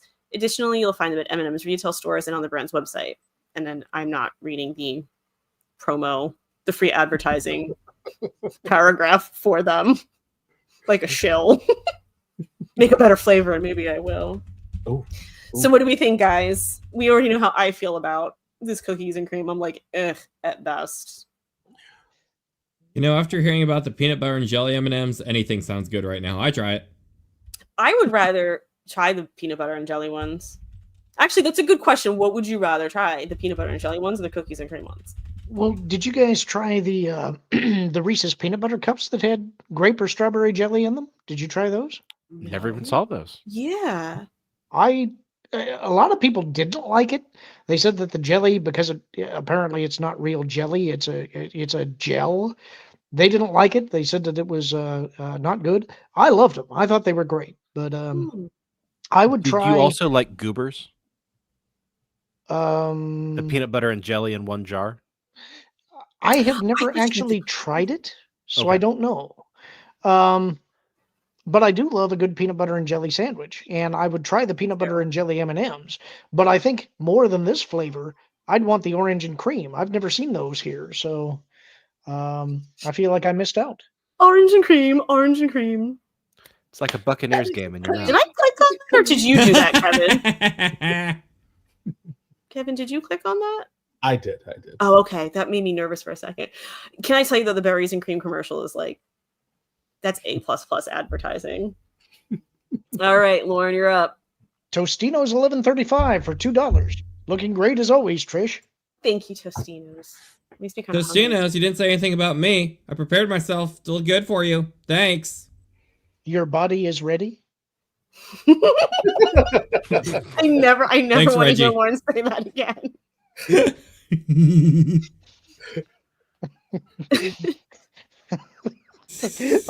I kind of regret saying it myself now that I think about it.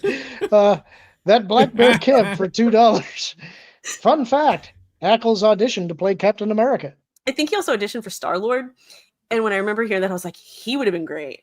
And don't get me wrong, I enjoy Chris Pratt as Star-Lord, but I feel like Jensen Ackles could have pulled off Star-Lord. I feel like he would have been good at that. I feel like he would have been better at that than Captain America, personally. I agree. I agree with that. It would have been a very different Star-Lord. Mm-hmm. Maybe a little edgier, maybe a little more angry that he got plucked away from his family. Because we all know characters that he plays and how they feel about family. Marv, I'm sure, is finding out. All bees for $2. My girlfriend is a Swiftie. The icon. Oh my gosh, so good. Do it so fast. Yeah, that's really the most, not only makes them, but like thinks them up. Like my brain doesn't work that fast. All B is a Photoshop master. Wing Moonlight for $10. If anyone gets a chance, remind Marv to try out Streamlabs for his donations. That support here I'm saying, and he would be happy to get that extra 30%, I'm sure. Yeah, I remember him talking about that. I downloaded it and shared the account with him. Oh, so there you go. My Moonlight. Kevin Apollo is on the case. We heard you. We heard you. I just want to put this one up because I agree with it. Dark chocolate M&Ms are the best because dark chocolate anything is superior in my humble opinion. It's a dark chocolate city. I noticed that Donovan Bradford also said, "Your son is on these, Lauren. Don't traumatize him. He's actually not on tonight. He's doing other stuff, so he didn't have to hear me say that." Quick, someone clip it. Send it. use it as like blackmail. If you don't do as I say, I'm gonna send this to your son. Trish, I thought you were going to be a kind leader. I might To you guys. Told you the bumper for Lauren and Apollo. Don't start with the told you stuff, Lauren. You asked for this ruling with the Iron Fist and is only directed towards you. Kevin Martin and Nolan have no complaints. What do you mean I asked for this? How did I ask for this?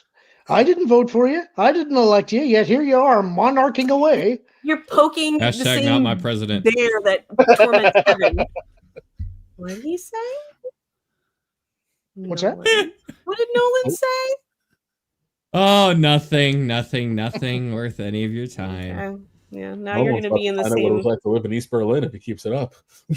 Come and see the violence in No, I'd never mean any harm, Trish. Nolan, I stick up for you. This is what you do to me. This will be remembered, Nolan. She goes out of her way to teach you about hair metal. God. I tell you more than you need to know or ever wanted to know about Guns N' Roses, and this is what you do to me.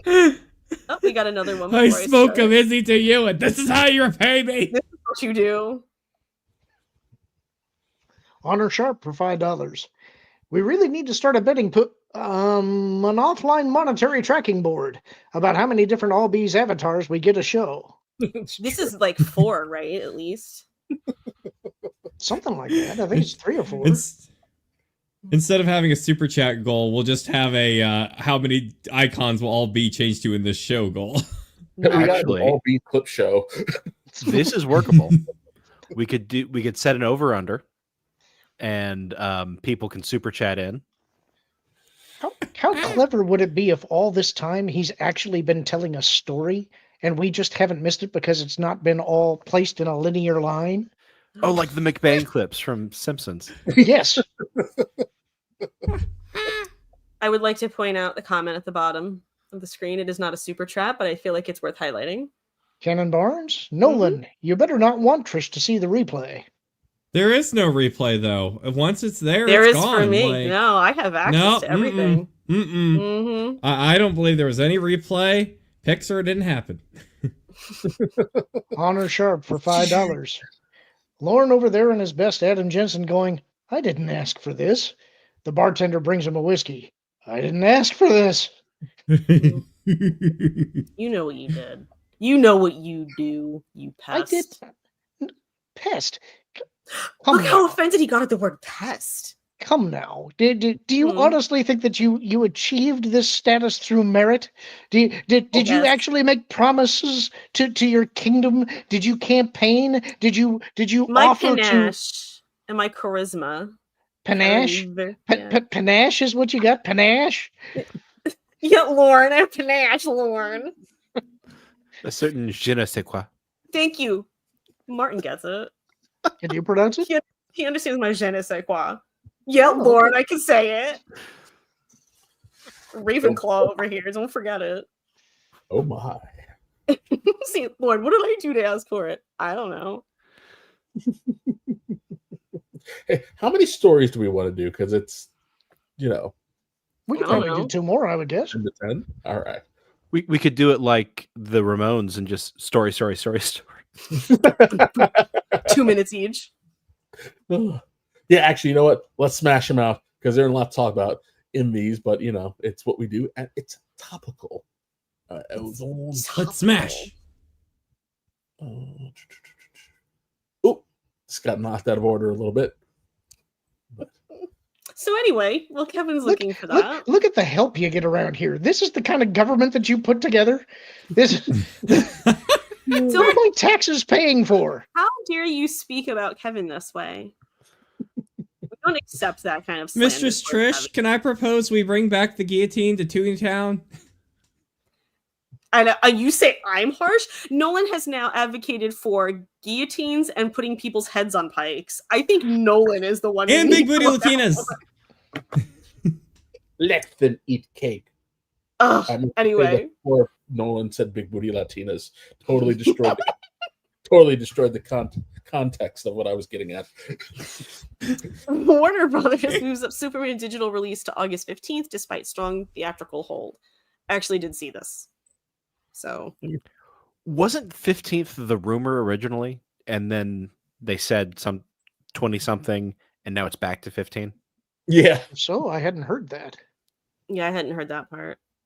But Kevin seems to have heard it, so probably. From this guy named Marvin Montanaro. Who's that?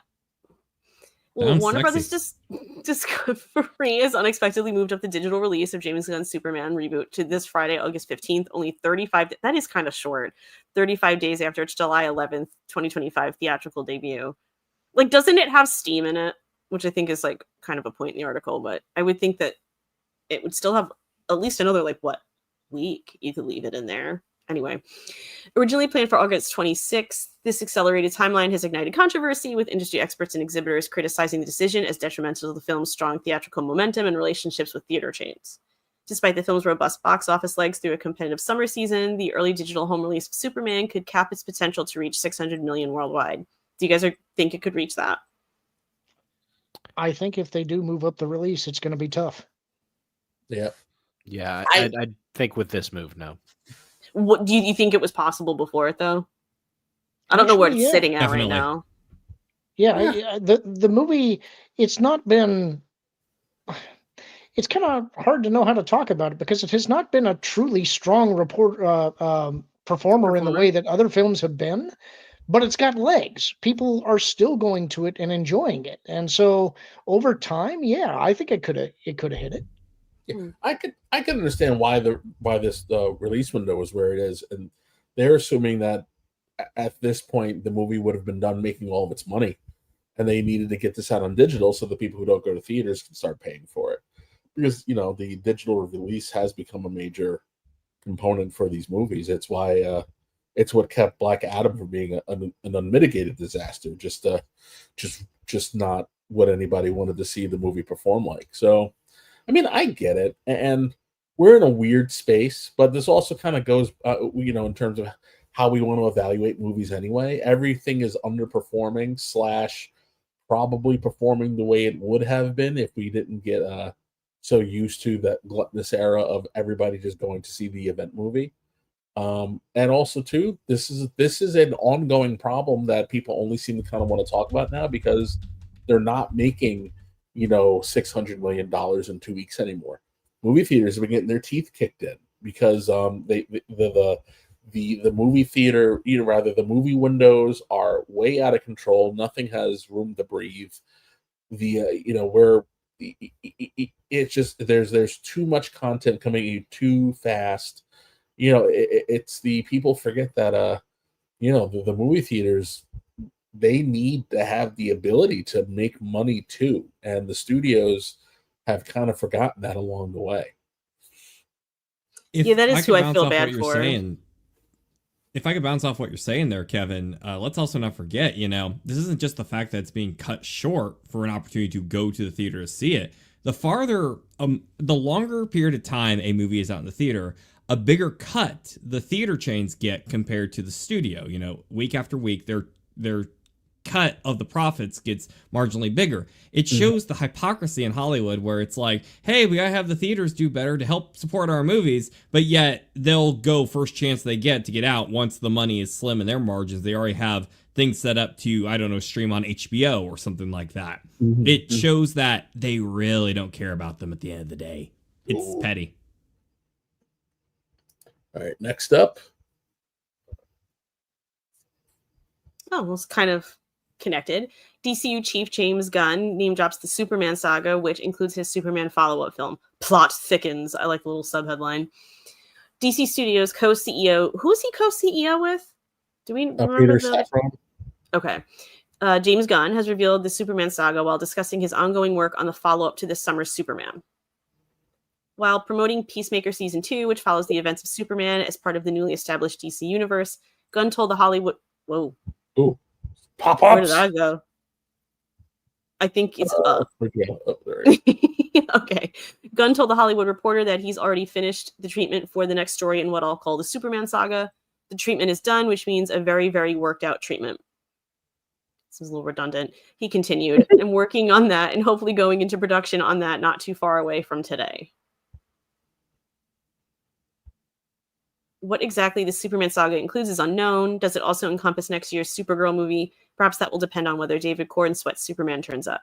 But we do know it includes Gunn's next writer/director project, which Warner Brothers CEO David Zaslav confirmed in a recent financial call. At the time, Zaslav described it as the next installment in the Super family.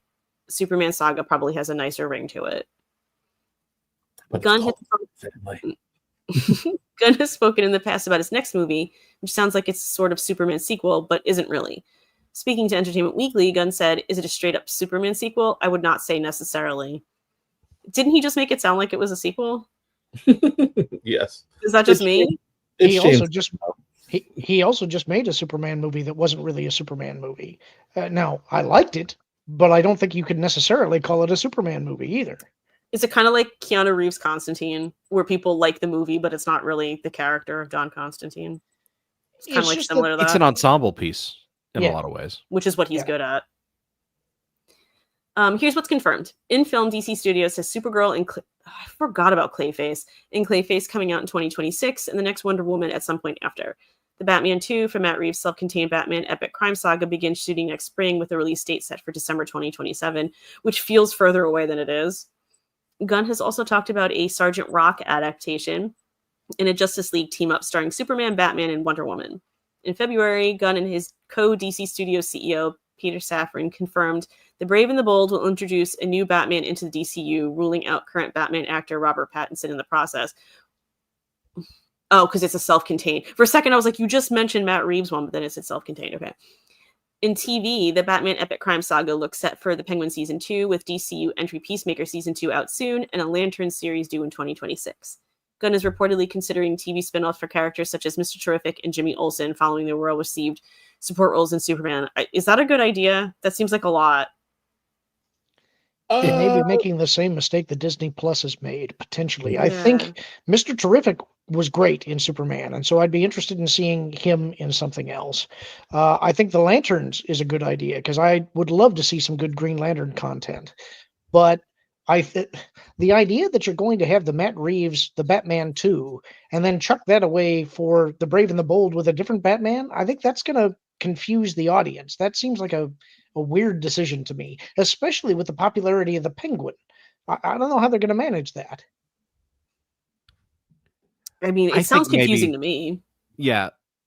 I think there's always a possibility that Warner Brothers made up telling DC Films one thing or the other. You know, they may just say, no, you're just using Pattinson, light him different, have him act different, but you're just using Pattinson. I can see that possibility. I feel like anything is possible lately with movies and what they decide to do in production. It's Hollywood, pre-production. It's Hollywood, baby. You know what's also possible? Crypto's starring in a new animated short. Tell me more of this. All right, Nolan. Very anxious for it. I'm excited. It's cute. Following the announcement of Superman coming to digital on August 15th and 4K UHD, Blu-ray, and DVD on September 23rd, that is a big difference. Well, I guess because digital is like streaming. Anyway, Home Entertainment revealed the first of a 4-part series of animated shorts starring Crypto Saves the Day, School Bus Shuffle, debuts exclusively starting today, Wednesday, August 13th, on YouTube prior to becoming available as a special feature on the digital and physical release of Superman. The premiere short is written and directed by some guy named Ryan. The breakout canine star from DC Studios Superman, whose performance was inspired by director James Gunn rescue pup Ozu. The Superman family's 4-legged companion will star in his very own original 2D animated shorts, which will debut individually throughout 2026. School Bus Shuffle, Halloween Havoc, Package Pandemonium, and Coastal Catastrophe. In that order. Synopsis. Look, pup! Fresh off his star-making performance in Superman, Crypto returns in a series of original comedic animated shorts. Produced by Warner Brothers Animation and DC Studios, Crypto Saves the Day brings the Cape Canine's brand of heroic hijinks to everyday life in Metropolis. From school bus rescues to spring break cruise ship saves, I'd probably like that one when I was a kid, and even Halloween candy crises, no adventure is too small as Crypto delivers superpowered action, laughs, and plenty of mischiefs for fans of all ages. Look at Nolan's face. I was going to be like, Nolan, what you got? I'm not okay. So I'm a cat person, not a dog person, and I thought the crypto scenes in Superman little cringe. I wasn't a big fan of it. However, this sounds really cool. We need more 2D animation right now, and the art style is adorable. Like, and thank God it's not Cal art style. We've had so much of that oversaturating the market for so long. It looks like quirky 2D animation. It's got a lot of heart and charm to it. I like Superman's design. I think this has a lot of potential. I'm excited to see it in action. Hopefully they're short, so hopefully they're not too long, unlike everything these days. So hopefully they're short, fun projects. They'll have a lot of passion. And as someone who is very critical of James Gunn's Superman, I'm all for this. What do you guys think, guys? I'm sure my kids are going to love it, and I think they'll be cute cartoons. I didn't really like Crypto in the movie. I wanted Superman's dog to be Superman's dog and not James Gunn's rescue. I was just going to say James Gunn's dog. But then it turns out Crypto's not even Superman's dog. Yeah. Oh. I don't really have a horse in this race. For me, Crypto was fine in the movie. It's a dog, not a horse. Actually, the Supergirl's pet was originally the horse. It was not Crypto. Crypto did belong to Clark. So there was a super horse, believe it or not. Didn't last very long, but it was there. Comet. He's got a fun story. Who took it to the glue factory? That's how you get super glue. Hey-o. Anyway, moving on from that tomato-worthy joke. Sink your teeth into first look at Sarah Michelle Gellar reprising role as Buffy the Vampire Slayer. She's officially reprised the role in the reboot. Check out the first look of the actress filming on set in LA. As I'm looking at Taylor Swift. Sarah Michelle Gellar didn't say she'd never slay another vampire. The actress is back at it again August 7th, reprising her role as the iconic Buffy Summers in the new Buffy the Vampire Slayer reboot for Hulu. As seen in photos taken from the series' LA set, Sarah wore a long-sleeved red... I saw pictures from this. A long-sleeved red mini dress, which she paired with red stilettos. The 48-year-old was carrying a coffee as her signature blonde hair flowed around her. The photo offers the first time fans have seen Sarah back in character as Buffy since the original show ended its 7-season run in 2003. Wow, 2003. And despite countless rumors of reboots over the years, Sarah, who shares kids Charlotte, 15, and Rocky, 12, with husband Freddie Prinze Jr., didn't feel ready to officially return to the character until Oscar-winning director Chloe Zhao came on board. In other words, she really hates Joss Whedon. Well, it's not a new development for those in the know. For so many years, I said no to a possible return of the series, she shared with Vanity Fair in June. I didn't want to reintroduce something we had already seen. I waited for the right time to come. Then Chloe, a big Buffy fan, proposed the project to me, and I accepted. The Cruel Intentions actress revealed they spent 3 years getting the project ready, adding that the reboot would, quote, be lighter than the last few seasons of the original, which I know how some people feel about season 6, so it's good to say it won't be like as dark as season 6. We will try to find a balance between new and old characters, Sarah continued. My dream is to bring back everyone who has died, but space will have to be made for new stories as well. Oh, I mean, James Marsters is going to be coming back, isn't he? If she's making room. In her head, anyway. According to Sarah, she and Chloe are also working to modernize the themes of the series, which will see them focus on what it means to feel like an outsider in a world dominated by social media. While Sarah hasn't confirmed whether original Buffy stars might make an appearance on the new version, she recently announced that Ryan Kira Armstrong has joined the cast of the reboot. Yeah, that video. We know. She gets all cringy. She was like, how would you like to save the world? It's like, ugh, not your finest hour, SMJ. Wow, that was May. All right, you can scroll it if there's anything else. Unless you just want to stare at that picture of Buffy. She's staring at me. She added in the caption, from the moment I saw Ryan's audition, I knew there was only one girl I wanted by my side. And Ryan could hardly contain her excitement, saying through tears, I'm so honored. Thank you for trusting me. As we wait to find out when the Buffy the Vampire Slayer reboot will hit the small screen, read on for fun facts about the original series, which I don't know if anyone cares about original facts or facts from the original series, but tell me more. I did see those pictures, and in one of them, she was holding, I'm pretty sure it was holding the hand of an Asian man in a suit. So I don't know if she's got herself husband / partner, but that's how it read to me, whoever this person is. In fact, it didn't look like it would be from Buffy. It looked like it was potentially from another project she did. So I kind of didn't pay it any mind, but I guess it was from Buffy after all. So They should definitely consider writing him into the show, because as we know with modern Hollywood, whatever your preferences are in a partner, you must automatically make your fictional character connect to that within the series. Am I wrong, Trish? You're right, Nolan. You're totally right. Just ask Cynthia Nixon. Which that got canceled. If I may make my own little news story, and just like that, lasting 3 seasons too long in season 3. And then they tried to make it like they were bowing out like on their own volition. And I was like, no, the show is terrible and nobody's watching it. And it costs too much money. I'm convinced Cynthia Nixon shopped around her life story and no one wanted to do it. And so she just slapped Sex and the City on it. And that got it made. I'm just convinced of it. I refuse to watch it. Ugh, I watched part of it. It was just dreadful. But anyway, we've got a couple more super chats and such. Get ready, Lauren. Counter Sharp for $5. Technically, Lauren, Trish was voluntold, I believe.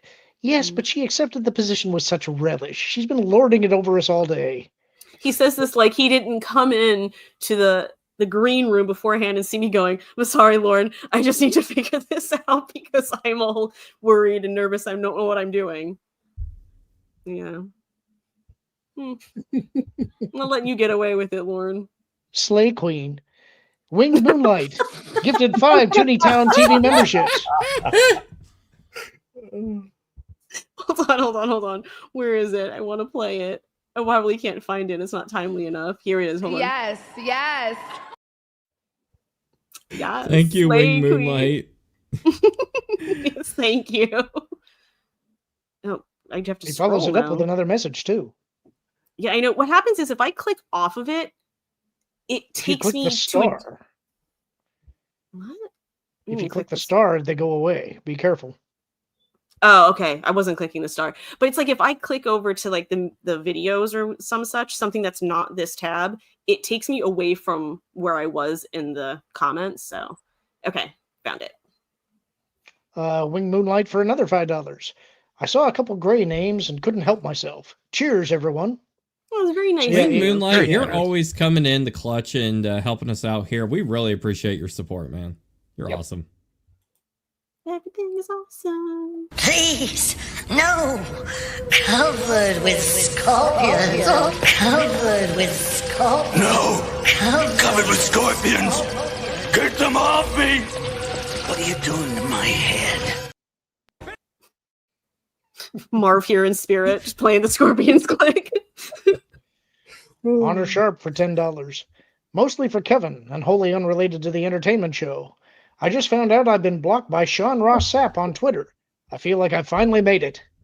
You've done well. You've done well. He hasn't blocked me. He hasn't. I don't know why, but yeah, I'm still rolling. Do you talk smack about him on Twitter that he would block you?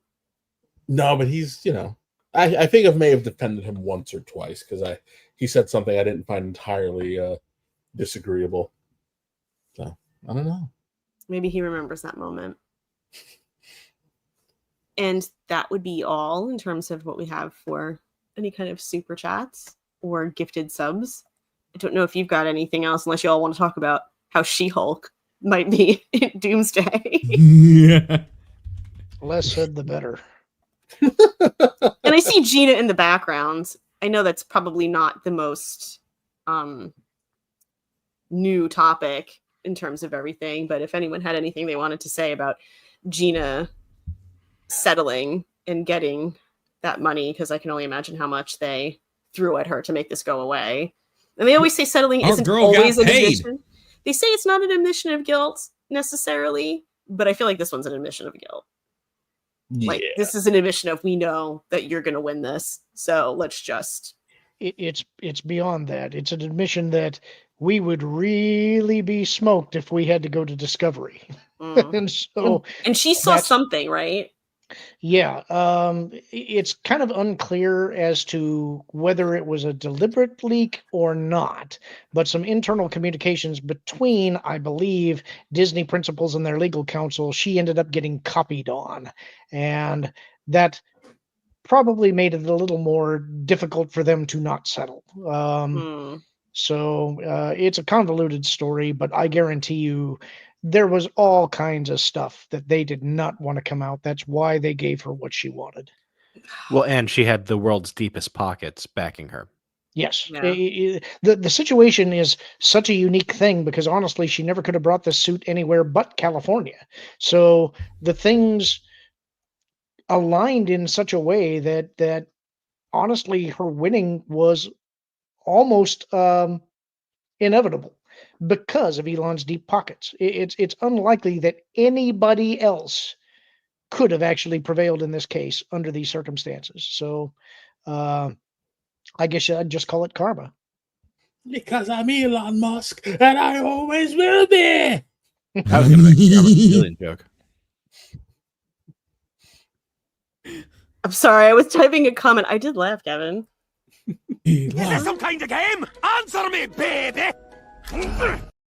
Oh, meant to click this one. I'm Flint Harko, I'm gone, and I always will be!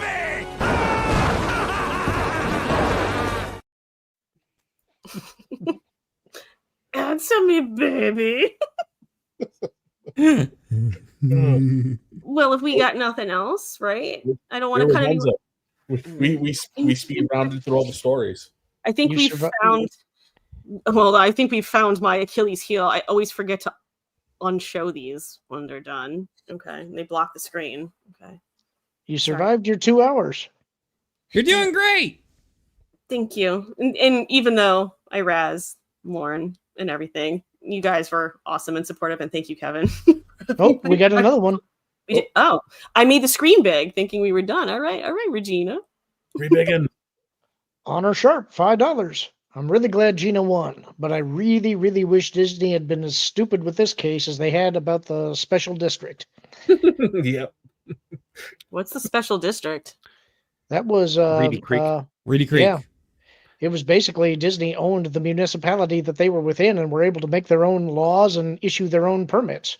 And they got into a scrap with the governor, and it didn't work out too well for them. Right. So some of the behind the scenes stuff was, it seems that Iger wanted to get rid of Chapek and take his job back because he didn't get the position as ambassador to China. And so he throws Chapek under the bus, and the way he did it ticked off the governor of Florida, who was already looking at revoking the special districts before like 1975. So he finally had the political capital to do it. So he gets rid of those special districts. Chapek gets ousted, but Iger ends up losing billions of dollars for Disney. Trillions over the decades. Yeah, trillions over the decades, certainly. That's we use as it is, billions is like unfathomable to me, but then you say trillions and it's like, forget it. That's way too many zeros. My brain is just like, no. It would take a century to lose that much, but I mean, honestly, if they survive another century, they will be approaching that level. And now they Maybe have to that's why follow they're all the trying same. not to. Sorry. And now they have to follow all the same rules that say like Universal or Busch Gardens do, because they used to basically be able to decide their own thing. It's like, hey, we want to put something there. Bam, we'll put a roller coaster there. Now they got to get approval from the state and the Santas. It's a process. They really screwed the pooch. They're alleged to have done things like built public works projects that specifically benefited them, but floated municipal bonds to do it. Yep. Which, if proven in court, would be the sort of thing that lawyers representing them might lose their licenses or even see jail cells. Allegedly. Yeah. Again, if proven in court. I always like to throw allegedly in there because I'm like, I ain't risking no lawsuit. Well, I've allegedly had a great time tonight.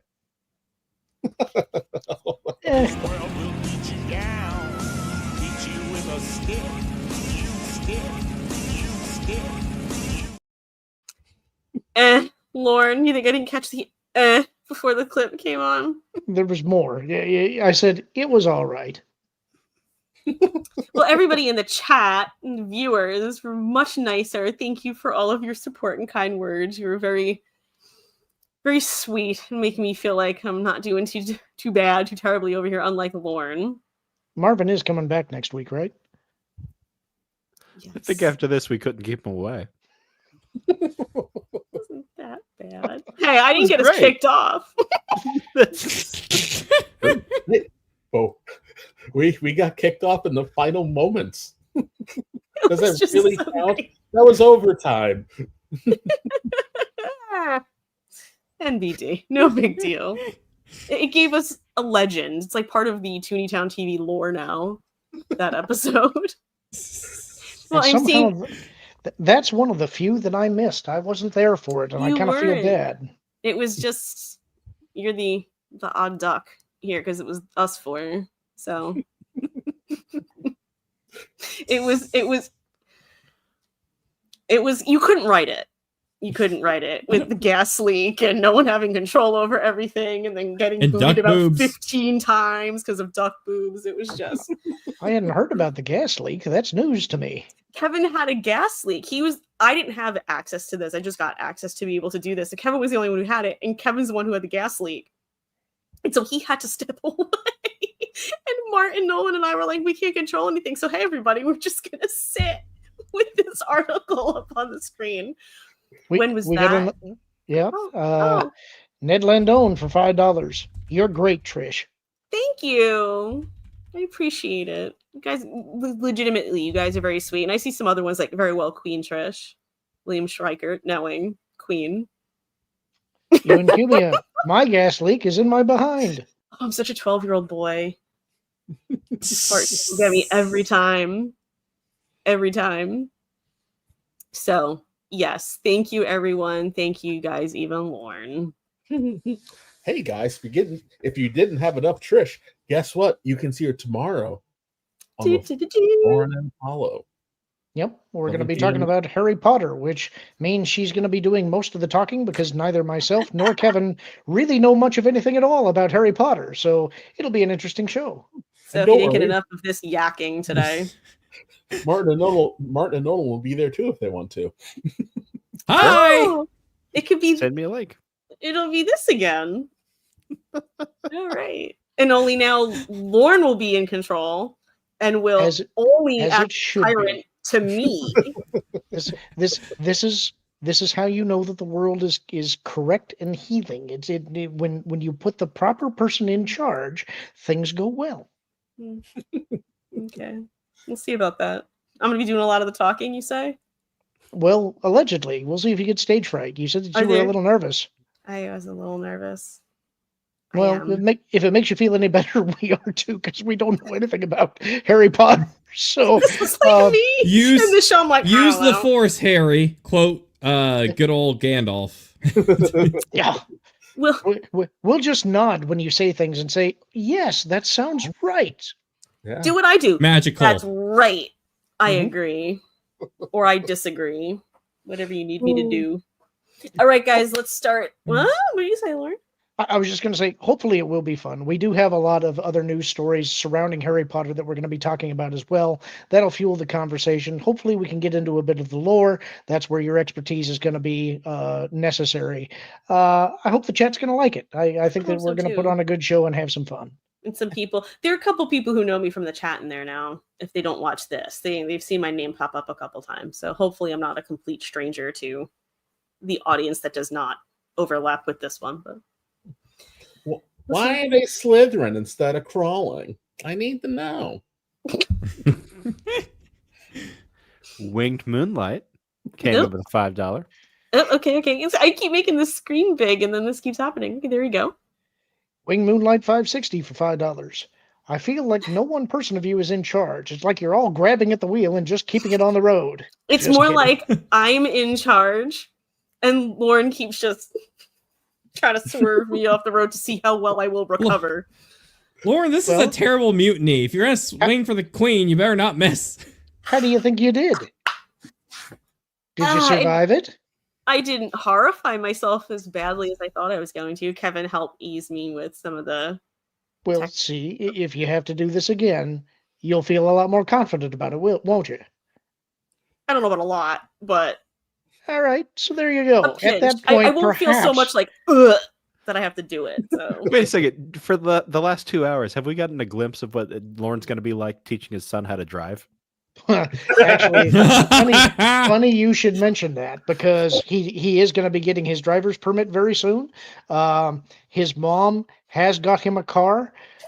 I'm not sure how involved with this I'm going to be. The idea terrifies me. Yeah. But he is going to be set up for driver's lessons. You guys will probably be hearing about it, I would guess, at some point. So we'll see how that goes.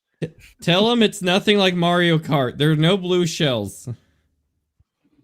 Wing Moonlight 560. Yeah, I've hope seen we you saw guys this. without Morph before, and I think that's Marv before, and I couldn't tell who would have been in charge then or not. You guys all work so well cohesively, it really doesn't matter. Thank you. Look at how nice Except it everyone's does. being. Look at how nice everyone sans Lauren is being to me. Well, and Nolan got a little feisty there for a second, but just a little, just a tad. We'll forgive it this time. He saw those Latinas in Saiyan armor and lost his mind. You calculatingly knew what you were doing there to make him lose his mind. All right. Now, before I really start to lose control. How do you end it, Trish? Do you have any idea how to end the show? Yes, Lauren, please tell the fine folks in the audience what you're up to, what you've got coming up and going on. Well, we have an amazing show coming up with myself and Kevin Apollo tomorrow night, with Trish as our special guest. We'll be talking about Harry Potter lore and all the news surrounding that. Probably have a few laughs, maybe do some trivia, which actually, if you guys have some trivia questions you want to ask Trish about Harry Potter, as difficult as they can possibly be, maybe just forward them to us on Twitter, because that'll be a lot of fun. You do realize, like, I could probably just look at your Twitter and see what the questions are going to be that way, right? I did not think this all the way through.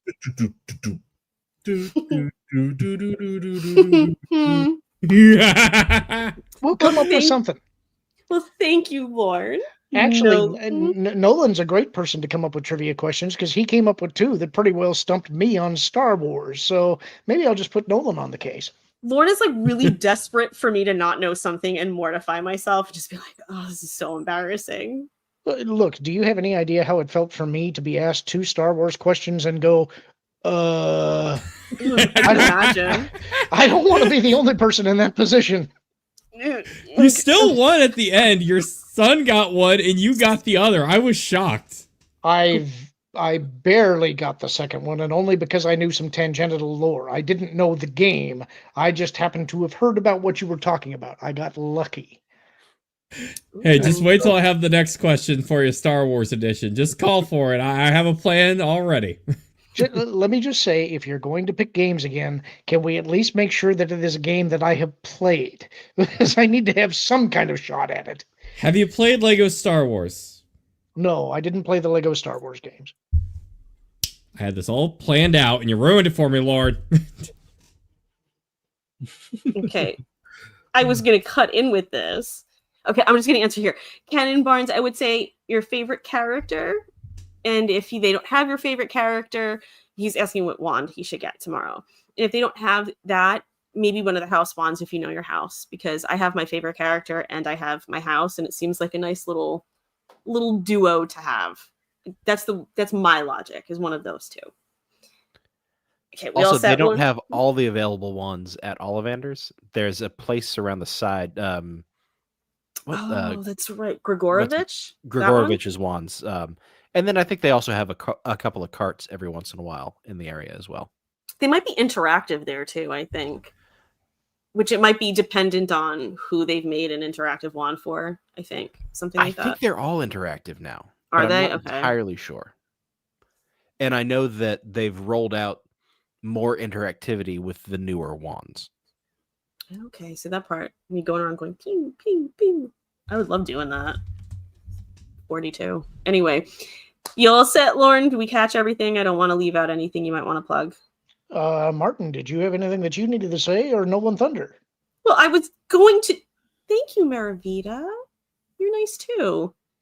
Lauren, I was going to say if you were done, I was going to move on to Nolan. Well, I thought you were asking if there was anything else. I'm sorry. No. I apologize. You are leading the show efficiently and perfectly. This part I know how to do rather well. I've heard Marv do it enough. Oh, and it seems I've given out some more bad information because Maravita says there are still some non-interactive wands out there. Oh. Martin, you're I slipping, am on a man. bad information roll. Yeah, you are. It's shocking. Well, Nolan, what about you, bud? This is the day, everybody. That's Tuesday. right. Tuesday. It's here. It's finally here. The over year-long production. It's going to be the greatest thing you ever seen in your life. No, it's actually just a YouTube video, but it's going to be fun, everybody. The documentary, mockumentary, wherever else you want to call it, on Mario 64 being built with an experimental, evil, artificial intelligence in the 1990s is going to be hitting YouTube. You're going to hear amazing voice talents from every single person on this panel right now, and it's going to be a lot of fun. I've been sweating away at it for like 6 hours today just editing up this video. It's going to go live up on YouTube. There's going to be a YouTube premiere, and the plan is that T3PO this Tuesday on That Pod Place, the YouTube channel, after that T3PO Live, which is hosted by Vash Sky of That Park Place, we're going to segue into the premiere. So you're going to be redirected as long as everything goes according to plan. So be on the lookout for that after the show wraps. It'll probably be sometime in the evening, maybe around 4 or 5-ish. So I'll have to check with Vash on that. But yeah, it'll be every copy of Mario 64 is personalized. Lost in the Files episode 10. A big season finale. Been working on it over a year on this thing. I really hope everyone enjoys it. And if you don't like it, well, can't say I didn't try. I'm excited for you, Nolan. You've been working hard on this for a long time. Blood, sweat, tears, and a lot of tears. Well, I don't want tears. All right, Martin Stone, you're up. Well, as one of the Lost Guys, we recently watched, and I don't know if we mentioned this tonight, Terror at the London Bridge, starring David Hasselhoff, of all people. And that episode's going to be debuting very soon. I think probably in the next couple of days. You can also, that's going to be member exclusive for a few weeks. You can find more older stuff that has recently been released for free over on T3PO. The most recent video is Cool as Ice. Yeah! Ditch that zero and get the hero. When I went back and looked at it, I love, you ever watch something and like you say something and you make yourself laugh, and I'm just like, I'm the funniest person I know. I was laughing at me remembering that I loved the line, "What's up with tomorrow?" that he says like all aggressive at her, and I was like, oh yeah, that's right, that did make me laugh really hard when I watched it. Oh, it was a classic. I really would have liked, though, if that movie had explained what having a Roni was like. But it never did. Man, you know, I can't stay away from the chat. It's my nature to be in there and try to answer. That's good. People. Stay interactive with them, because you know what? They're the fuel of this channel. Like, we can't do it without them. I appreciate it. The beating heart of Toonie Town. I like your old-timey voice. Will Kevin You remind me of Apollo. the narrator in The Grinch That Stole Christmas, like Tony the Tiger's voice actor, when you do that. Tony the Tiger. I do want to call out. Cannon Barnes says, by the way, Trish, Krispy Kreme has come out with Harry Potter donuts. She knows this because she already shared it with me as a possible topic to discuss. Because who doesn't like talking about snacks, as I posed it to Lauren? Like, come on. You don't have to love Harry Potter. You can just decide if you like the donut flavors or not. I feel like it's very all-encompassing. Spoiler, I don't really like donuts. So, but I do have opinions on which ones I like. So, don't worry. Oh, you can always count on me for an opinion. I did not know that. I think just announced it today. No, So, they don't like donuts. Oh, She also just announced that today. Yeah, I'm finding the older I get, the less I like sweet. Oh, okay. So this is a new thing. You like salty? It's like, yeah. Well, it's like donuts was never a go-to, and now I'm just finding it's even less of a go-to. Although I did eat a really good cruller the other day because I like crullers. But Kevin Apollo, what? I guess in hindsight, you never really were jazzed about going to Dunkin' Donuts. I'm the person who liked the Dunkin' Donut, which they don't make anymore. Breaks my heart. Yeah, you have to go with the old fashioned. Yeah, it's just not the same. I mean, a chocolate ice, just not the iced chocolate, like the chocolate with the glaze on it, like the chocolate cake. I like that one. Anyway, no one Cake cares. donuts are a million times better than yeast donuts. This is a hardcore fact that has been engraved in stone, and any other opinion is wrong. I disagree. Trish? It's the 11th commandment, the one that he dropped. All right, Kevin. It's like that scene in The Simpsons. Oh. What you got, Kevin? I don't know. I'm here. I'm around. Like, share, subscribe. Come see us tomorrow, and then come back here on Tuesday for wrestling, and then be back here on Thursday for TV, and then with come Marv. hang out with us on Tuesday and Fridays for late night. And I'm just thankful that this went off relatively well. And thank you to everybody again. And I'm, you know what I'm going to be doing. You know my deal. Lost Guys, the Lauren and Apollo show tomorrow, and then here. So until next time. Practically a star over here, folks. Support Trish. Thank you, Nolan. Until next time, get out of here. Did I make the button?